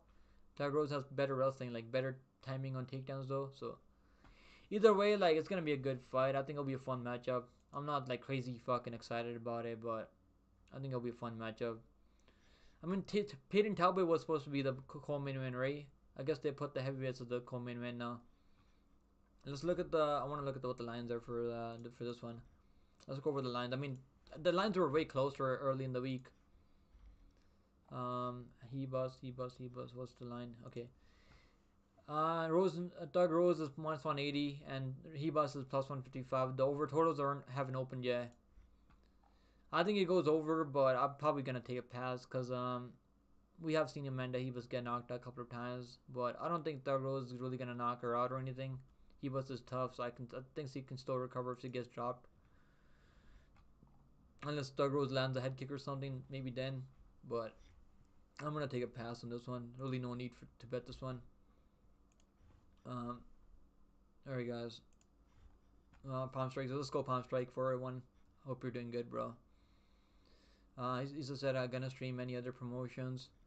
Is there any other promotions this week? I think there's LFA, right? I might go live for LFA this Friday. And there's UFC, obviously UFC. I'm gonna be live for UFC. But I don't think there's any fights on Friday though. I mean, not Friday. I mean Thursday. I don't think there's anything on Thursday though. Guys, make sure you guys hit the like button, guys. How many likes do we hit? We hit over fucking 20 likes. I preset the 20 likes, guys. Alright, guys. I'm gonna be out of here now, guys. Let's see who's live right now. Is anyone live right now? Is MMA Experts Running Mouth MMA is live right now. You guys want to go hang out over there? I mean, are they doing a premiere right now, or are they like premiere? It's a premiere, okay. They're pretty good. I mean, they have a decent show, I guess. Lost MMA is live right now. You guys want to go hang out over there? Go tell Lost MMA that Oliver is gonna whoop Arman Sarukian. He's gonna get so mad. Well, Lost MMA got a haircut. Let's go, Lost MMA with the fucking haircut. Why does he keep his mustache like this? I don't get it. Why does he keep that headlet mustache? But yo, guys, I appreciate you guys all as always coming and hanging out with me. So the guys are 50-50 on Amanda Hebus and Doug Rose. That's the way it should be. I think it should be even money. I think the line should be dead even on that one. Andrew said, now you go. Now you got 21 by me. Let's go, Andrew. Thank you for hitting the like button, brother. He just said, peace out, brother. Keep up the great work. You too, man. I seen you fucking grinding like late night. I think you're live last night, bro. What the hell, bro? You're on that fucking 24/7 grind too. Love to see it, man. You're live for like what promotion were you live for? Like, can't even remember what promotion that was. Yeah, you're a fucking savage too, Issa. Let's go. Let's keep it up, man. He said, I will never support Laos MMA. He went after Andrew, so I will never respect him. That's fair, bro. That is fair. Who else is live right now? I mean, I don't know who else is live right now. I mean, there's really no one else live right now. I mean, Running Mouth MM is live right now. I mean, you guys want to go hang out over there? I mean, they know what they're talking about. They have a decent show. All right, guys, I'm gonna be out of here, guys. I appreciate you guys all as always. We had a fun stream today. I'll be live tomorrow, maybe. Maybe I'll be live tomorrow. So I wanted to be here live today, so hang out with you guys, and I appreciate you guys coming in, hanging out with me. And yeah, shout out to everyone, man, for being here and hanging out with us. And I'll see you guys in the next one. Take it easy, guys. Take it easy. Have a good night.